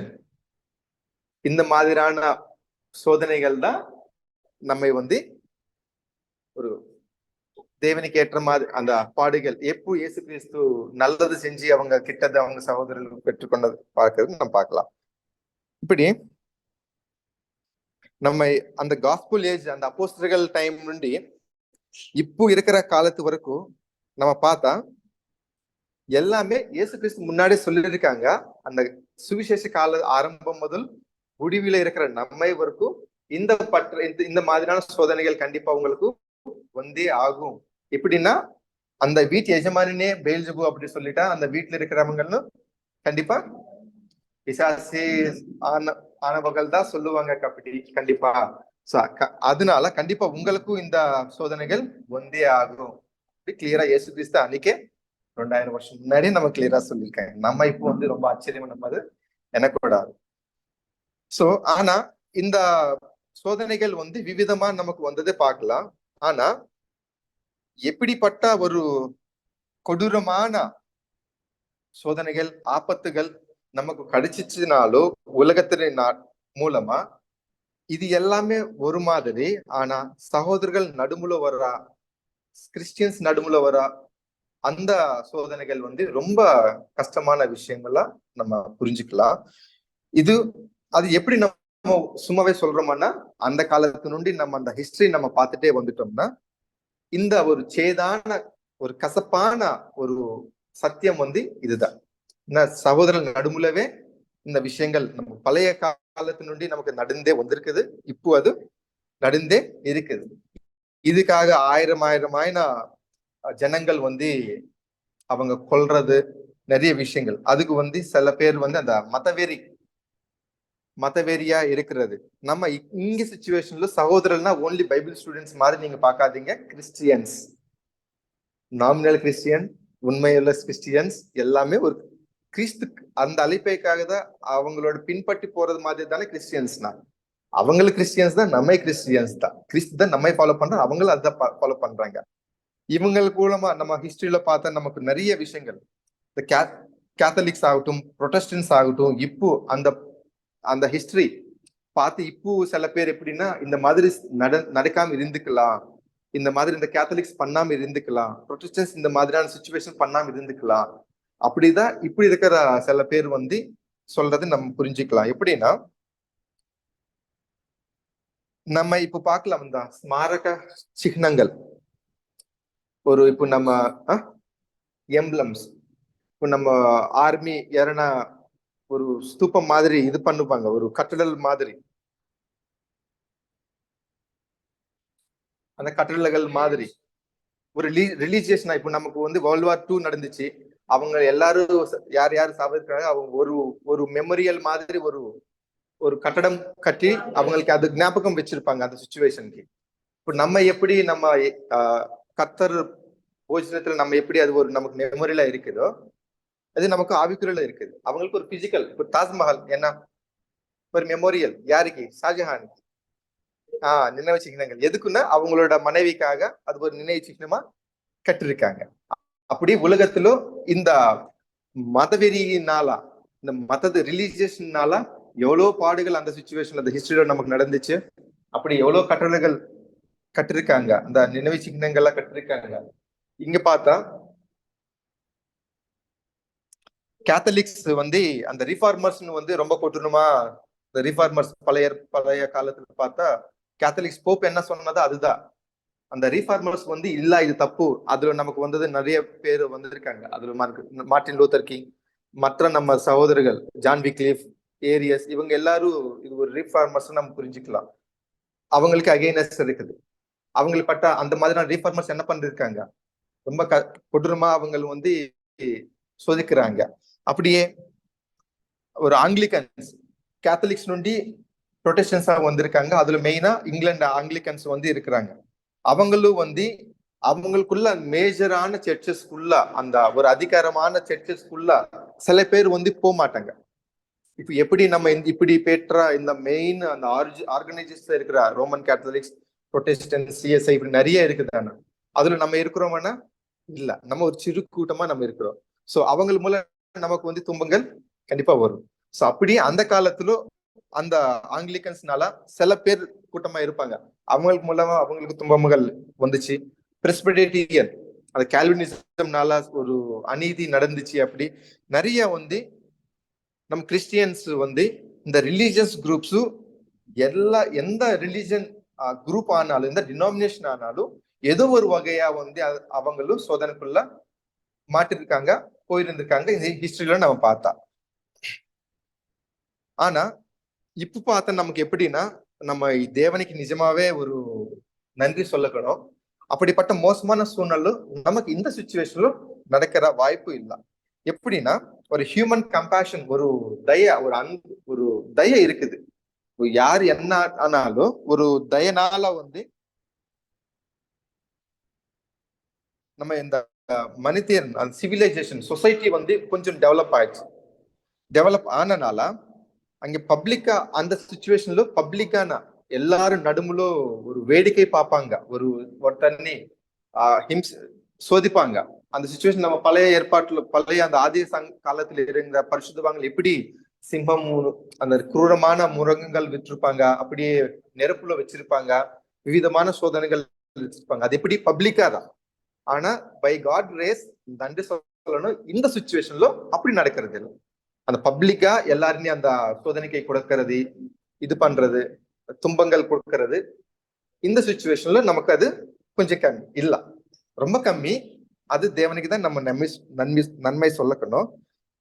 Same time இந்த கிறிஸ்டியன்ஸ் டினாமினேஷனுக்குள்ள ரொம்ப காம்படிஷன் இருக்குது.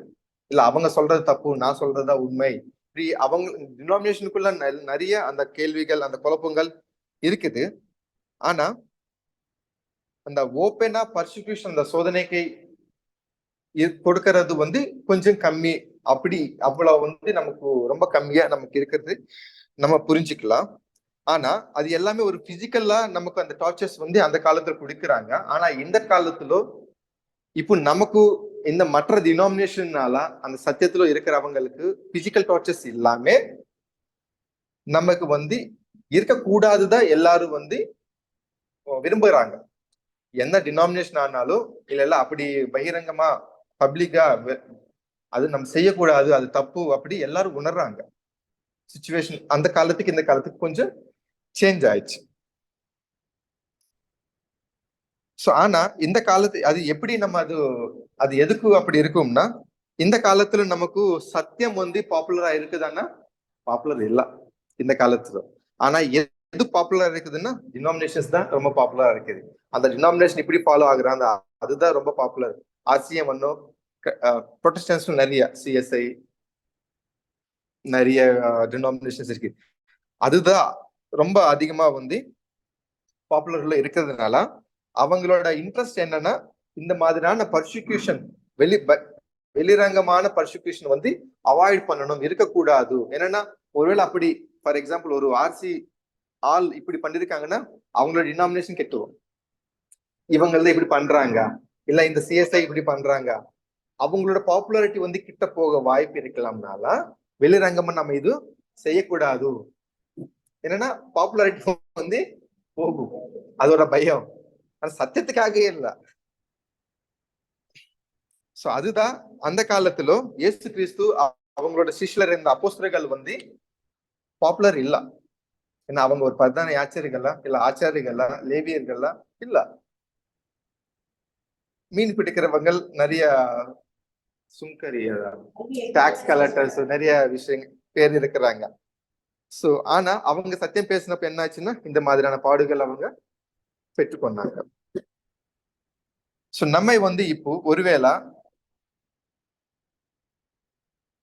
நமக்கு கிடைக்க போறது வந்து அந்த பிசிக்கல் டார்ச்சர்ஸ் வந்து நமக்கு அந்த மாம்சுக்கு இருக்கிறது இல்லாம இருக்கும். ஆனா அவங்க எப்படி நமக்கு பார்ப்பாங்கன்னா சில பேர் வந்து ஒரு இன்சல்ட் பண்ணுவாங்க, நம்ம வந்து இன்சல்ட் பண்ணுவாங்க. இன்சல்ட் புரிஞ்சுச்சோமா? கிண்டல் பண்றது, அசையமா பேசுறது. இப்ப பாருங்கப்பா, நம்ம பைபிள் ஸ்டூடெண்ட்ஸ் அப்படி தெரிஞ்சா பிரதர் ரசல் ஃபாலோ பண்றாங்க, இயேசு கிறிஸ்தன் இல்ல, அவங்களோட கருத்துக்கள் தான், எழுதிர்கள் தான் அவங்க வந்து ஃபாலோ பண்றாங்க, பைபிள் இல்ல, அப்படி ஒரு கிண்டல் மாதிரி பேசுவாங்க. ஆனா உண்மை என்னன்னா நமக்கு தான் தெரியும். சோ அப்படி ஒரு கிண்டலா பேசுறதாகட்டும், அவங்கள பேசுற வார்த்தைகள், அவங்க பாக்குற சில அந்த லுக்கே சில டைம்ல வந்து ரொம்ப அசகியமா பாப்பாங்க. அப்படி பார்த்தானே ஒரு அருவருப்பா அப்படியே சைடு அந்த கொடுக்கிற கெச்சர், அவங்க இல்ல அந்த நம் எது சொல்லாம இருந்தாலும் அவங்க ஒரு பிஹேவ் பண்ற விதம் வந்து நமக்கு அப்படி இருக்கும். சோ அப்படிப்பட்ட சோதனைகள் தான் நமக்கு இந்த காலத்துல நமக்கு கிடைக்கும். சோ ஒரு மென்டல் டார்ச்சர் மாதிரி நமக்கு வந்து இது எல்லாமே பெற்றுக்கொள்ளும். அப்படியே நம்ம மேல வந்து ஒரு தப்பான ஒரு காசிப்ஸ் புரிஞ்சுச்சம்மா?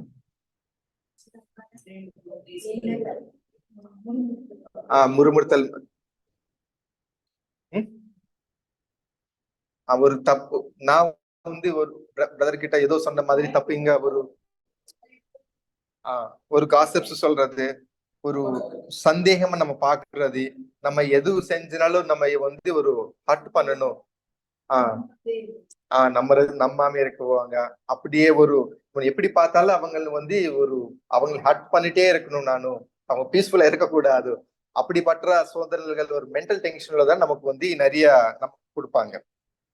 சோ அந்த காலத்துல பண்ண மாதிரி அந்த குரூசிஃபிக்சேஷன், அந்த டார்ச்சர், அந்த வெளியரங்கமான ஒரு சோதனைகள் கொடுக்கிறது நமக்கு இந்த காலத்துல இருக்காது. இப்படி நம்ம கடைசி வந்துட்டு ஆல்மோஸ்ட் நமக்கு நடுமுல ஒரு கல்லான சகோதரர் எதிர்க்காங்க ஒரு வேளை அப்படின்னா நம்ம என்ன செய்யணும்?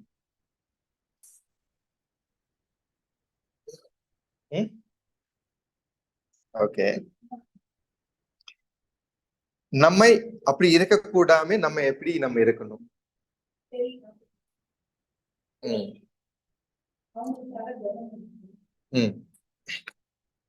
சோ நமக்கு இயேசு கிறிஸ்து அவங்களோட சிஷ்யரா ரொம்ப நேசிக்க பிரிய சிஷ்யனா இருக்கிற யோவானு படிக்கலாம். 1 யோவான் 3 15 வசனம். 15 தன் சகோதரனை பகைக்கிற எவனும் மனுஷ கொலைபாதகனாய் இருக்கிறான். மனுஷ கொலைபாதகர் எவனும் அவனுக்குள் நித்திய ஜீவன் நிலைத்திராது என்று அறிவீர்கள். சோ மனுஷன் கொலைபாதகர் அங்க நமக்கு கிளியரா தெரியும். அது பிசிக்கலா கொலை பண்றது இல்ல, ஆவிக்குரிய அர்த்தத்திலும் நிறைய விஷயங்கள் நமக்கு அதுல இருக்குது. சோ நம்ம சகோதரர்கள் நடுவுல ஒருவேளை அப்படி இருந்தா அந்த மாதிரியான அந்த கொலைபாதகமான ஒரு எண்ணம், அவங்களோட ஹிருதயம், அவங்களோட ஆலோசனைகள் எல்லாமே அப்படி இருக்கும். சகோதரர்களுக்கு எல்லாமே கிட்டதான் செய்யணும் இல்ல, அந்த சாத்தானோட குணலட்சணங்கள் நம்ம ஒன்னா சொல்லணும்னா, நம்ம என்ன பேசிட்டாலோ ஆப்போசிட்ல இருக்கிறவங்களும் நம்ம சகோதரர்களுக்கு அவங்களுக்கு ஒரு துன்பம் கொடுக்காம இருக்கணும். அதுக்கு ஆப்போசிட்ல இப்படிப்பட்ட எண்ணங்கள் வந்து அந்த கொலை செய்யறதுல நிறைய நம்ம பேசுறது எல்லாமே ஒருத்தருக்கு ஹர்ட் ஆகாம ரொம்ப ஜாக்கிரதையா நம்ம எல்லாமே நமக்கு இருக்கணும். நம்மளோட கண்டிஷன், நம்மளோட ஹிருதயத்தோட கண்டிஷன், நம்ம பாக்குறது எல்லாமே கொலை பாக்குறது. அந்த பகைக்கிறது வந்து நிறைய விஷயங்கள் அதுல நம்ம இருக்கிறோம். அவங்களுக்கு இவங்க ஒருத்தர் முன்னாடி நல்லா சொல்லிட்டு இங்க ஒருத்தர் முன்னாடி போய் கிட்டதா சொல்றதாகட்டும், தப்பா பேசுறதாகட்டும், பிரதர் நீங்க இப்படி இருந்துக்கலாம் நிறைய எது சொன்னாலும் நமக்கு அது சத்தியத்தை அடிப்படை இல்லாம அது எல்லாமே பகைக்கிறது தான், கொலை பண்றதுதான் நமக்கு இருக்கும். சோ இது எல்லாமே வந்து அப்படிப்பட்ட அந்த கொலை மனதல் நமக்கு இல்லாம இருந்தாதான் இந்த வசனங்கள் கிளியரா தெரியுது. நித்திய ஜீவன்கி கிறிஸ்தியோட ஒரு வாரசத்துவம் அந்த பெற்றுக்கொள்ள பங்கு எடுக்க முடியும். இல்லைன்னா கண்டிப்பா நமக்கு அது கிடைக்காது. பிசிக்கலா நமக்கு அது கிடையாது. ஸ்பிரிச்சுவலா அந்த பகைக்கிறது கொல்றது ரொம்ப ஜாக்கிரதையோட இருக்கணும். யார் இருந்தாலும் அவங்க வந்து இதோட வச்சுட்டு ஜாக்கிரதையோட தவறு செஞ்சினது தேவனுக்கு ஒப்பு கொடுத்து திருப்பி ஒரு நல்லதா நம்ம வந்து அனைவரும் சரியா தேவனுக்கு கீழ்படி நம்ம போக வேண்டிய அவசியம் இருக்குது. ஒருவேளை நம்ம இருந்தா தப்படி நம்ம வந்து இப்படி இருக்கணும், நம்ம இப்படி இல்லாம ஜாக்கிரதையா நம்ம காத்துக்கணும். அதுதான் அது எப்படின்னா நமக்கு இங்க கிளியரா 1 கொரிந்தியர் 6 வசனங்கள் நமக்கு ரொம்ப கிளியரா படிக்க வேண்டாமா, ரொம்ப அதிகமா இருக்கும். இப்படிப்பட்ட எல்லாமே வந்து ரொம்ப ஜாக்கிரதையோட நம்ம இருக்கணும். அப்படி இந்த வசனங்கள்ல நமக்கு பவுல் வந்து ரொம்ப கிளியரா சொல்றாங்க. இப்படி இந்த நம்ம சகோதரர்கள் நடுவுல இப்படி நம்ம ஜாக்கிரதையா இருக்கணும். இந்த மாதிரியான தவறுகள் நம்ம செய்யக்கூடாது. ஒருவேளை செஞ்சா அதுக்கான தண்டனை என்னென்ன இருக்குமோ நமக்கு கிளியரா அதுக்கு கண்டிப்பா நம்ம பெற்றுக்கொள்ள முடியும். அப்படி சோ இது எல்லாமே யாருக்கு பண்றாங்கன்னா அந்த சிறு கூட்டத்துக்கு தான், அந்த சிறு மந்தைக்கு தான் மற்ற அனைவரும் பண்றது நம்ம பார்க்கலாம். அது மேத்யூ 25:40 அவங்க சொல்றாங்க இயேசு கிறிஸ்துக்கு, இந்த சிறுவனுக்கு யார் நீங்க சென்றாலும் அது செய்யற மாதிரி அந்த சிறுதவங்கள் தான் நமக்கு கிளியரா ஜாகிரதையோட நம்ம இருக்கணும். அதுலதான் நம்ம இருக்கிறோம். நம்ம ஹிஸ்டரி நுண்டி நம்ம பார்த்து இப்போ வரைக்கும் நம்ம பார்த்தா இது எல்லாமே டார்கெட் யாருக்குன்னா ஒரு நல்ல వ్యక్తిత్వமான இருக்கிற சில மனிதர்கள் மட்டும்தான் நமக்கு இது இருக்குது. அதுல பர்டிகுலர் யாருன்னா இந்த உண்மையோட சத்தியத்திலோட ஓடுற சபைக்குள்ள வரவங்களுக்கு மட்டும்தான், அந்த ப்ராமினன்ட் ஃபிகர்ஸ்க்கு மட்டும்தான் இப்படிப்பட்டது. பழைய ஏற்பாட்டுனா அந்த ஆதி காலத்து நுண்டி இப்போ வரைக்கும் அது போயிட்டே இருக்குது.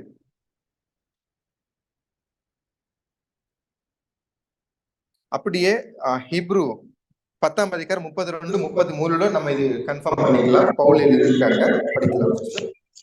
10:32-33 வசனம். முந்தின நாட்களை நினைத்துக் கொள்ளுங்கள்.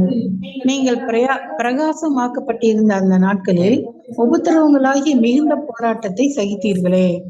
நிந்தைகளாலும் உபத்திரவங்களாலும் நீங்கள் வேடிக்கையாக்கப்பட்டதும் அல்லாமல் அப்படி நடக்கப்பட்டவர்களுக்கு பங்காளிகளும் ஆனீர்கள். ரொம்ப கிளியரா நமக்கு அப்போஸ்தலர் பவுல் சொல்றாங்க, நீங்க அது எல்லாமே முன்னாடி என்ன நடந்துச்சு அது ரொம்ப ஞாபகமா நீங்க நினைவு வச்சிருக்கங்க. அப்படி ஒருவேளை உங்களுக்கும் நடந்துச்சுன்னா அது நீங்க ரொம்ப பாக்கியம். நீங்க அது அவங்களோட நீங்க ஒரு பங்கு நீங்க பெற்றுக்கொள்ள போறாங்க. அப்படிதான் நீங்க ரொம்ப சந்தோஷமா இருங்க. அப்படி இயேசு கிறிஸ்து நமக்கு சொல்றாங்க என்னன்னா, நான் தலையா இருக்கிற எனக்கு எப்படி சொன்னா உங்களுக்கு அப்படிதான் சொல்லணும். மலை மேல் பிரசங்கம் காலை திருமணம்ல பார்த்தோம், நீங்க பாக்கியவான் தான் அப்படி இருந்தா. நம்ம பார்க்கலாம். அதுவே இங்க ஒரு வசனம்ல நமக்கு இயேசு கிறிஸ்து சொல்றது நம்ம பார்க்கலாம். மத்தேயு 18:6 வசனம். என்னிடத்தில் விசுவாசமாயிருக்கிற இந்த சிறியரில் ஒருவனுக்கு இடரல் உண்டாக்கினவன் எவனோ அவனுடைய கழுத்தில் எந்திரக்கல்லை கட்டி சமுத்திரத்தின் ஆழத்திலே அவனை அமழ்த்துவது அவனுக்கு நலமாயிருக்கும். கிளியரா இயேசு கிறிஸ்து சொன்னாங்க. அந்த சிறுவகருக்கு நம்ம ஒரு எச்சரிக்கையும் சொல்றாங்க. அவங்களே கண்டிப்பா அந்த சோதனைகள் வரும் சொல்றாங்க. சேம் டைம் ஒருவேளை அவங்களே துன்பைப்படுத்தினா என்ன நடக்குமோ இயேசு கிறிஸ்து கிளியரா அவங்களோட தண்டனையும் சொல்றாங்க. இது நமக்கு கிளியரா தெரியும். இது ஒரு ஃபிகரேட்டிவ் லாங்குவேஜ், ஒரு சிம்பாலிக் தான் சொன்னது. நேரடியான அர்த்தம் நமக்கு இது இல்ல. ஒரு ஸ்பெஷல் மீனிங் இதுல இருக்கும். ஆனா இதுல அந்த சிறுவர்கள் அப்படின்னா எந்த பிரிவு அவங்களுள்ள இல்ல. எப்படின்னா ஒரு ஸ்டேட்டஸ் அவங்க பாக்குறது இல்ல. அவங்க ரொம்ப பணக்காரா, ரொம்ப ஏழ்மையல்வகரா, ரொம்ப ஞானவாங்களா இல்ல, எந்த இதுமே அந்த டிஃபரன்சியேஷனே அந்த லிட்டில் ஃபிளாக்ஸ்ல இல்லவே இல்ல. இவங்க நல்ல அறிவு இருக்குது, இவங்களுக்கு குறைவா இருக்குது, எதுவுமே அந்த சிறுத்தவர்கள் அந்த லிட்டில்ல இல்ல. ஆனாலும் அவங்களோட ப்ரொடெக்ஷன் அனைவருக்கும் அந்த லிட்டில் ஃபாக்ஸ்ல வர அவங்களுக்கு எல்லாருக்கும் அவங்களோட ப்ரொடெக்ஷன் கொடுக்கறது நம்ம பார்க்கலாம். இது வேற ஒரு சீரியஸ் மேட்டரா இருக்குது. யாரு இவங்களுக்கு ஒரு தீமை செய்ய விரும்புறாங்களோ அவங்களுக்கு ஒரு கடினமான ஒரு விஷயம் இயேசு கிறிஸ்து நமக்கு அங்க சொல்றது நம்ம பார்க்கலாம். ஒரு பனிஷ்மெண்ட் கொடுக்கறது பார்க்கலாம். ஆனா இப்படிப்பட்ட இந்த பனிஷ்மெண்ட் மேபி ஒரு நித்திய நரகம் மாதிரி இல்ல. ஆனா அவங்களுக்கு என்னன்னா அவங்க என்னென்ன தப்பு செய்வாங்களோ இந்த சிறுவங்களுக்கு அதுக்கு தக்க மாதிரியான ஒரு தண்டனை அவங்க பெற்றுக்கொள்ளுவாங்க. இது நமக்கு 2 பேதுரு 2:12 நம்ம பார்க்கலாம். 2 பேதுரு 2:12 இவர்களோ பிடிப்பட்டு அழிக்கப்படுவதற்கு உண்டான புத்தியற்ற மிருக ஜீவன்களைப் போல தங்களுக்கு தெரியாதவைகளை தூசித்து தங்கள் கேட்டிலே கெட்டழிந்து அநீதித்தின் பலனை அடைவார்கள். சொல்றாங்க பேதுரு அவங்களுக்கு ஆப்போசிட்டா ஒரு தூஷிக்கர் மாதிரி இருந்தா அவங்களோட பிரதிபலம் அதோட தீமை கண்டிப்பா அவங்க பெற்றுக்கொள்ளுவாங்க. அவங்க என்ன தீமை அவங்க செய்யணுமோ செய்ய விரும்புறாங்களோ அந்த தீமை அவங்க கண்டிப்பா பெற்றுக்கொள்ளுவாங்க. அப்படி நம்ம இங்க பார்க்கலாம். நமக்கு இந்த காலத்துல இருக்கிற நமக்கு உலகத்தினால ரொம்ப அந்த பசிக்கு சோதனை குறைவா இருக்கும். ஆனா நமக்கு நடுமுல யார் யாரு நான் கிறிஸ்துக்கு பின்பற்றி நான் வரேன் அப்படி சொல்றா சகோதரர் நடுமுலதான் நமக்கு வந்து இந்த பாடுகைகள் வந்து ரொம்ப அதிகமா இருக்கும். அதுக்கு ஒரு வசனம் ஐசையா 66:5 பார்க்கலாம். இசையா 66ஆம் அதிகாரம் 5ஆம் வசனம். கர்த்தருடைய வசனத்துக்கு நடுங்குகிறவர்களே, அவருடைய வார்த்தையை கேளுங்கள். என் நாமத்தின் நிமித்தம் உங்களை பகைத்து உங்களை அப்புறப்படுத்துகிற உங்கள் சகோதரர்கள் யார் யாரும் அந்த கிறிஸ்து அந்த நானும் இந்த கிறிஸ்து வழியில நானும் நடக்கிறேன் அப்படி சொல்லி வந்திருக்க சகோதரர்கள், உங்க ஸ்வஜன ஜனங்கள், அவங்கள் மூலமா தான் நமக்கு வந்து பாடுகள் வருது நம்ம இங்கே பார்க்கலாம். அதுவே மத்தையிலும் நமக்கு கிளியரா சொல்றாங்க. இயேசு கிறிஸ்து 7ஆம் அதிகாரம் 21-23 படிக்க வேணாமா? பிரபு பிரபுவா பிரபுவா கர்த்தரே கர்த்தரே அப்படி சொல்ற எல்லாரையும் வந்து பரலோகத்திலோ சேர்க்கப்பட்ட முடியாது. யாரு தேவனோட சித்தம் பிரகாரம் பண்ணுவாங்களோ அவங்களதான் வந்து பரலோக ராஜ்யத்திலோ பிரவேசிக்க முடியும். ஆனா கடைசி அந்த நாட்கள்லோ பிரபு கர்த்தரே கர்த்தரே, நான் உங்களோட நாமத்தினால் நான் தீர்க்கதரிசனம் சொல்லவில்லையா? நான் உங்களோட நாமத்தினால் அந்த பிசாசைகள் நான் வந்து ஓட்டலவா? உங்களோட நாமத்தினால் நான் அநேக அற்புதங்கள் பண்ணலவா? அப்படி நிறைய பேர் வந்து யார் அப்படி எல்லாருன்னா சகோதரர்கள் தான், கிறிஸ்துக்கு பின்பட்டு போற அவங்கள் தான் சொல்றது. மத்த எல்லாரும் அன்னிஜன்யங்கள் கிடையாது.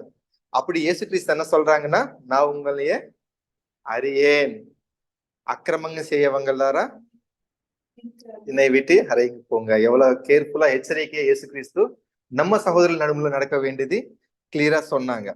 சோ இப்படி இது வந்து ரொம்ப ஒரு கிரேட் டிசப்பாயின்ட்மெண்டா நமக்கு இருக்கும். அது எப்படின்னா, அவங்களுக்கு இப்படிப்பட்ட சகோதரர்கள் ஒருவேளை இந்த சர்ச் கிளாஸ் உள்ள என்டர் ஆயிடுச்சுன்னா அவங்களுக்கு டிசப்பாயின்ட்மெண்ட் என்னன்னா, கடைசி நான் உங்கள் அறியேன், நீங்க வந்து போங்க. இப்படிதான் ரொம்ப கிளியரா வந்து இயேசு கிறிஸ்து சொல்றாங்க அவங்களோட. அப்படி சேம் அவங்க எப்படின்னா அந்த சர்ச் கிளாஸ் அந்த பிரைட் கிளாஸ்க்கு தகுதி இல்லாம அவங்களுக்கு இருக்காது. தேவன் வந்து அந்த தகுதியா அவங்களை எண்ண மாட்டாங்க. அப்படி கிளியரா நமக்கு சொல்றாங்க. ஒருவேளை தேவனோட ராஜ்யத்திலோ வரப்போ ஆல்ரெடி இருந்த இந்த கிறிஸ்தியோட ராஜ்யத்திலோ அவங்க வந்து ஒரு அந்த தகுதியோட அவங்க வாழ்ந்துருக்கிறாங்கன்னா அது கொஞ்சம் நமக்கு சந்தோஷமா இருக்கும். வரப்போறா இந்த கிறிஸ்துவோட ராஜ்யத்திலோ இப்படிப்பட்ட சில சகோதரர்கள், தவறா இருக்கிற சகோதரர்கள் கிறிஸ்து ராஜ்யத்திலோ அதுக்கு தக்க மாதிரி கீழ்ப்படி போனா நமக்கு சந்தோஷம்தான். ஏன்னா இப்போ வந்து கண்டிப்பா அவங்க வந்து சரியா இல்லாம இருந்தா நம்ம அது இப்ப ஆல்ரெடி நம்ம பார்க்கலாம். நம்ம என்ன வித்தமோ என்ன நம்ம வந்து சீடு போடுமோ அந்த சீடு தான் நம்ம வந்து விதை போடுமோ அந்த அதோட பலன் தான் நம்ம நம்ம வந்து பெற்றுக்கொள்ள போக முடியும் முன்னாடி. சோ நம்ம ஆல்ரெடி தெரியும், ஆல்ரெடி நம்ம நிறைய கிளாஸ்ல பார்த்தோம். இந்த டைம்ல நான் எப்படி வேணா நான் வாழ்ந்து நான் கிறிஸ்தியோட ராஜ்யத்துல நான் நல்லா நடிப்பேன் அப்படின்னு நடந்தா அது கண்டிப்பா நமக்கு அது முடியாது. என்னன்னா இப்போ நம்ம என்னென்ன மாதிரியான குணலட்சணத்துல நம்ம இருக்கிறோமோ அதே குணலட்சணத்துல தான் கிறிஸ்தியோட ராஜ்யத்துல நம்ம வெளிப்படும். இப்போ நம்ம நல்லது செஞ்சா அது நல்லதுதான், அதோட பலன் நமக்கு அங்க பெற்றுக்கொள்ள முடியும். சோ இப்படி நம்ம அன்பா நம்ம இல்லைன்னா சகோதரர் நடுவுலோ கண்டிப்பா கிறிஸ்தியோட ராஜ்யத்திலவோ அவங்க இருப்பாங்கன்னா கேள்விதான். கண்டிப்பா அதோட பலன் அவங்க தக்க மாதிரி பெற்றுக்கொள்ள முடியும். சோ கடைசி நமக்கு புரிஞ்சிச்சு என்னன்னா, இத லவ் ஃபார் யுவர் பிரதரன், நம்ம சகோதரிகள் நம்ம நேசிக்கணும். சோ நமக்கு கடைசி நம்ம பாக்குறது இதுல நம் ஒருத்தருக்கு ஒருத்தர் நம்ம நேசிக்கணும். நம்ம இது நமக்கு அப்போஸ்தலர் ஜான் வந்து 1ஆம் அதிகாரம் 1ஆம் ஜான் 3ஆம் அதிகாரம் 16 பார்க்கலாம். 1 யோவான் 3ஆம் அதிகாரம் 16ஆம் வசனம். அவர் தம்முடைய ஜீவனை நமக்காக கொடுத்ததினாலே, யாருன்னா இயேசு கிறிஸ்து நம்மைக்காக சர்ச் கிளாஸ்க்காக அவங்களோட ஜீவனை நமக்கு கொடுத்திருக்காங்க. அன்பு இன்னதென்று அறிந்திருக்கிறோம். அதனால நமக்கு அவங்களோட அன்பு என்னன்னா நமக்கு அறிந்திருக்கிறோம். நாமும் சகோதரருக்காக ஜீவனை கொடுக்க கடனாளிகளே இருக்கோம்.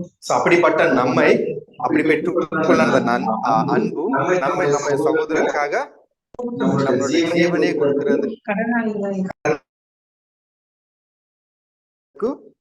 கடனா இருக்கிறோம்.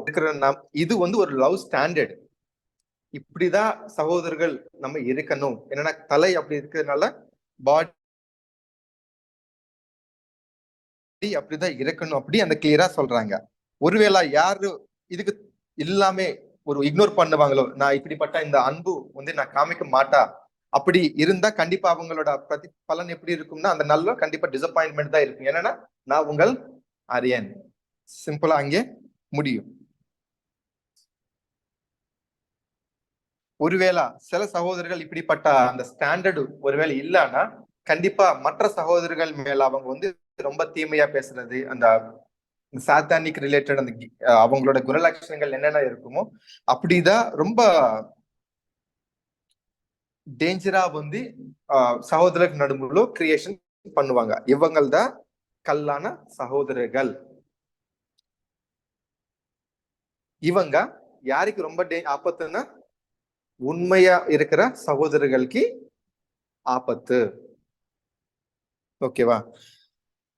சோ இந்த இந்த லெசன் வந்து நமக்கு எப்பவுமே நம்ம நினைவிலோ கண்டிப்பா இருக்கணும். என்னன்னா நம்ம சகோதரர்கள் நடுவுல அந்த அன்பு இல்லைன்னா அவங்களோட ராஜ்யத்துல கண்டிப்பா நம்ம அந்த ஸ்டாண்டர்ட் மீட் பண்ணலன்னா அந்த தகுதியே நமக்கு கண்டிப்பா வராது.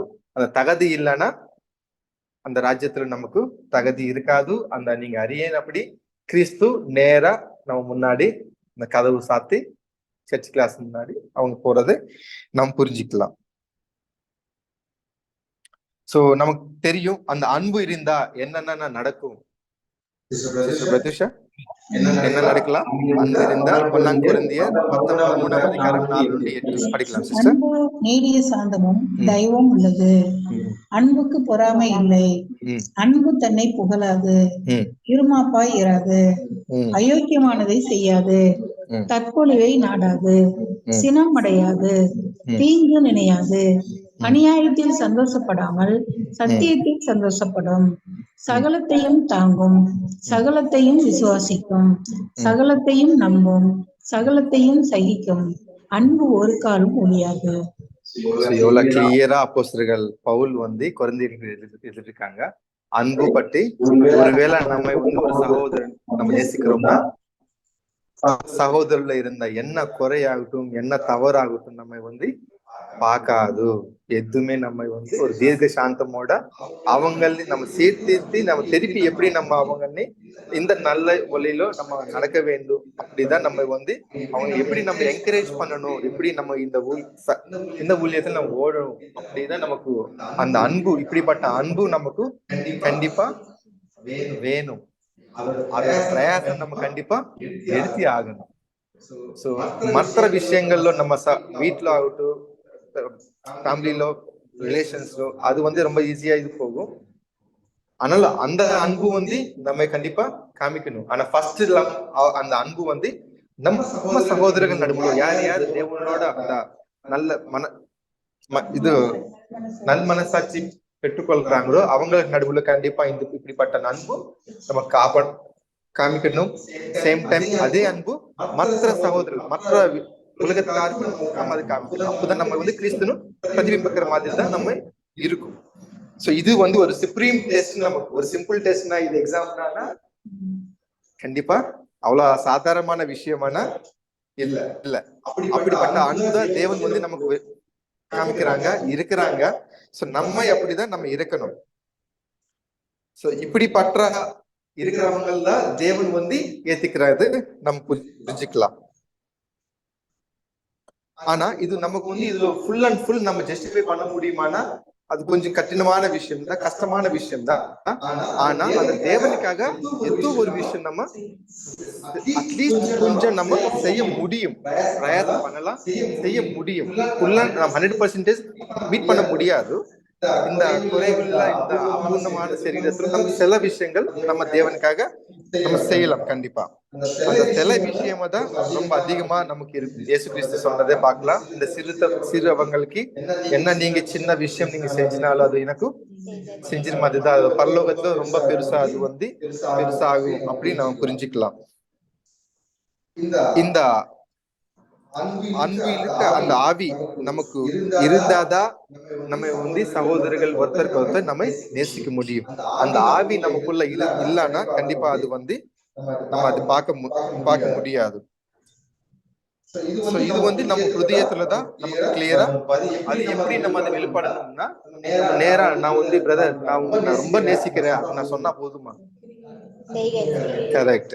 அது நம்ம டெய்லி நம்ம நடக்க வேண்டிய சூழ்நிலை, நம்ம நடக்கிற வேண்டிய இதுல எல்லாமே வந்து அந்த கிரியைகள் மூலமா நம்ம வந்து காட்டுறதா நம்ம பண்றதுதான். அது வந்து நம்ம கிளியரா அது எவ்வளவு நம்ம வந்து அன்பா தேவனுக்கு பிரியமா நம்ம பண்றோமோ அவ்வளவு தகுதியா நம்ம முன்னாடி போகிறோம்.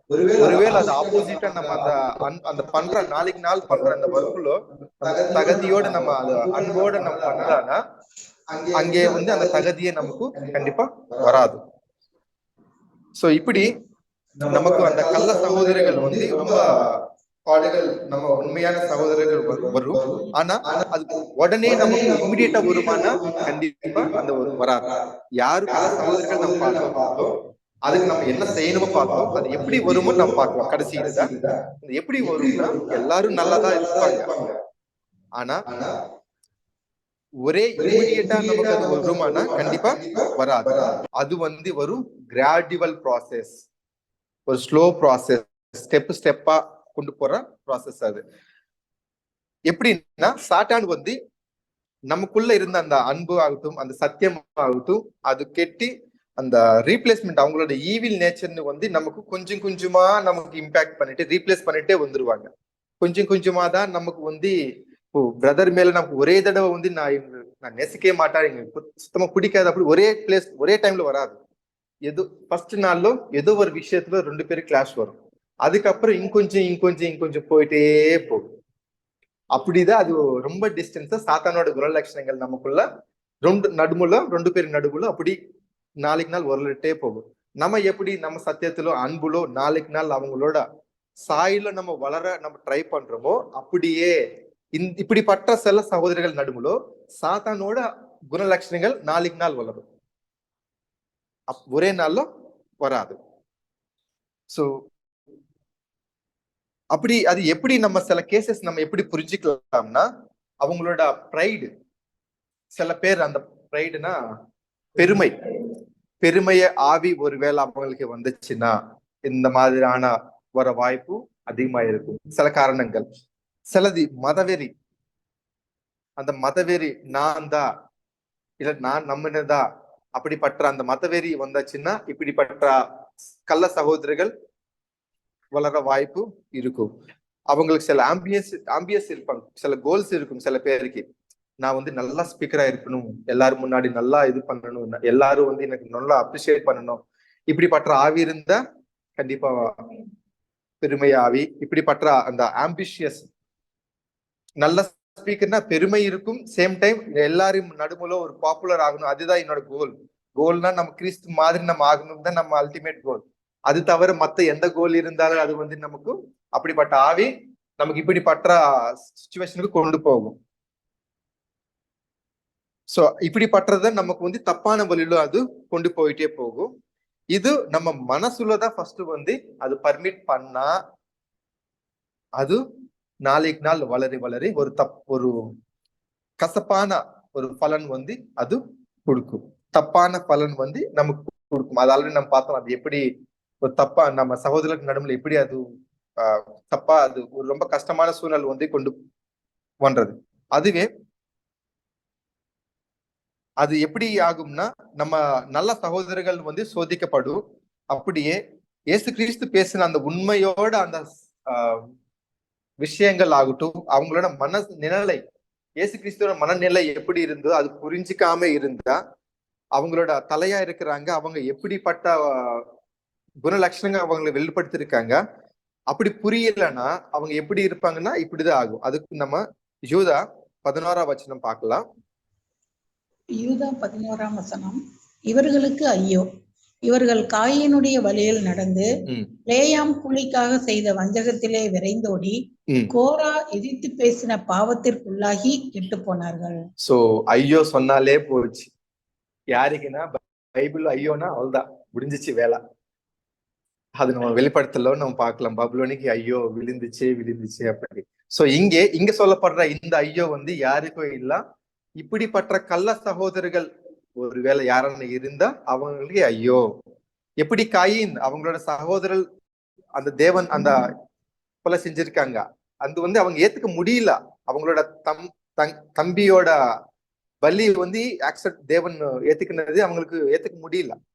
அப்படியே நமக்கு பார்க்கலாம் பிலாமும் தேவன் மூலமா தான் அவங்க வழி நடத்திருப்பாங்க. ஆனா அந்த பகுமானம் பெற்றுக்கொள்ளணும் அப்படி பார்த்தா என்ன ஆயிடுச்சு, அவங்க தப்பான வழியில தான் போயிருக்காங்க. அப்படியே அந்த கோராக ஆகட்டும் மத்தது எல்லாரும் தேவனுக்கு விரோதமா பண்ணிருக்காங்க. மோசேக்கு அகைனஸ்டா பண்ணிருக்காங்க. என்ன அவங்க கடைசி பெற்றுக்கொண்டாங்க? அழிவுதான் பெற்றுக்கொண்டாங்க. அப்படி ஒருவேளை இப்படிப்பட்ட சகோதரர் இருந்தா கடைசி ஐயோதா. அப்படியே இங்க ஒரு வசனம் பார்க்கலாம். ஜெனிசிஸ் 4ஆம் அதிகாரம் 6ஆம் வசனம் 7ஆம் வசனம். யாத்திராகமம் 4ஆம் அதிகாரம் 6, 7. ஆதியாகமம் 4ஆம் அதிகாரம் 6ஆம் வசனம் 7ஆம் வசனம். அப்பொழுது கர்த்தர் காயினை நோக்கி, உனக்கு ஏன் எரிச்சல் உண்டாயிற்று? உன் முகநாடி ஏன் வேறுபட்டது? நீ நன்மை செய்தால் மேன்மை இல்லையோ? நீ நன்மை செய்தால் பாவம் வாசற்படி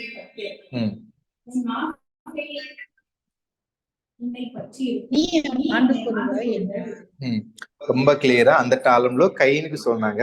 கைன் யாருன்னா ஆபேலோட அண்ணா. இப்போ 2 சகோதரர்கள் தான். இப்போ நம்ம சகோதரர்கள் நடுவுல ஒருவேளை அப்படி இருந்தா ஏன் உங்களுக்கு கோபம் மேலா உங்களோட சகோதரன் மேலா? ரொம்ப கிளியரா அங்க வந்து நமக்கு ரொம்ப எச்சரிக்கையோட தேவன் வந்து நமக்கு சொல்றாங்க. அப்படிப்பட்ட சகோதரர்கள் இருந்தா நீங்க ஏன் அப்படி இருக்கணும்? ஒருவேளை நீங்க அப்படி இருந்தா அப்படிப்பட்ட மாதிரி தான் நீங்க போக வேண்டியது இருக்கும். அப்படிப்பட்டதான் நீங்க ஆளுகை செய்ய முடியும். அதுதான் கடைசி அது சொன்னாங்க தானே. நம்ம இச்சை என்ன இருக்குமோ அப்படிதான் நம்ம வந்து போக வேண்டியது இருக்கும். அப்படிப்பட்டது நம்ம கண்டிப்பா இருக்கக்கூடாது. நம்ம வந்து நம்ம சகோதரிகள்னு இந்த சாத்தான் கொண்டு வர அந்த கிராஜுவல் ப்ராசஸ் இருக்குதானா, இந்த இந்த மனநிலை வந்து யாருக்கும் ஒரே பிளேஸ்ல ஒரே டைம்ல வராது. கொஞ்சம் கொஞ்சமா தான் இப்படிப்பட்ட சாத்தானோட குணலட்சணங்கள் நம்ம கிரியேட் செய்யும். நம்ம ஹிருதயம்ல எப்படி அக்செப்ட் பண்ணணும், அது வந்து ரொம்ப நம்ம பாதுகாப்போட வச்சுக்கணும். ஆல்ரெடி நம்ம லாஸ்ட் சாப்டர்ல பார்த்தோம், அந்த பிராகாரம் இல்லாத சிட்டி இருந்தா, சிட்டிக்கு பவுண்டரி வாலே இல்லைன்னா எப்படி இருக்கும்? காம்பவுண்ட் வால் இல்லைன்னா சிட்டிக்கு என்ன ஆகும்? பாதுகாப்பு இல்லைன்னா எக்ஸாக்ட்லி நம்மையோட பாதுகாப்பான நம்ம ஹிருதயத்தையும் நம்ம பாதுகாப்புல ஒருவேளை வச்சுக்காம இருந்தா எப்படி நம்ம நடக்குமோ ஒரு கிளாஸ்ல நம்ம பார்த்தோம். அப்படியே நம்மை வந்து இப்படிப்பட்ட இந்த சாத்தானோட தந்திரங்கள் நுண்டி நம்ம ரொம்ப பாதுகாப்போட நம்ம இருக்கணும். அவங்க வந்து ரொம்ப ஸ்டெப்பா தான் கொண்டு போவாங்க, ஒரே தடவை வந்து காமிக்காம. அதுல எப்படின்னா நம்ம புது கிரியேஷன் தான், இந்த நியூ கிரியேஷன் தான் வந்து அவங்க எடுக்கிறதுக்கு, அவங்க வந்து டெஸ்ட்ராய் பண்றதுக்கு தான் அவங்க வந்து பிளான் பண்ணுவாங்க. ஏன்னா அந்த நியூ கிரியேஷன் நமக்குள்ள இருந்தாதான் அவங்க ப்ராப்ளம். அதுலவே நம்ம வரலாமே நம்ம இருந்தா நம்ம கிறிஸ்துக்கு சாயில நம்ம போக முடியாது. அதனால ரொம்ப வைராக்கியமோட அந்த கிறிஸ்து வச்சுன அந்த மனநிலை, அந்த ஆவி நம்மை வந்து கண்டிப்பா நம்ம வச்சுக்கணும்.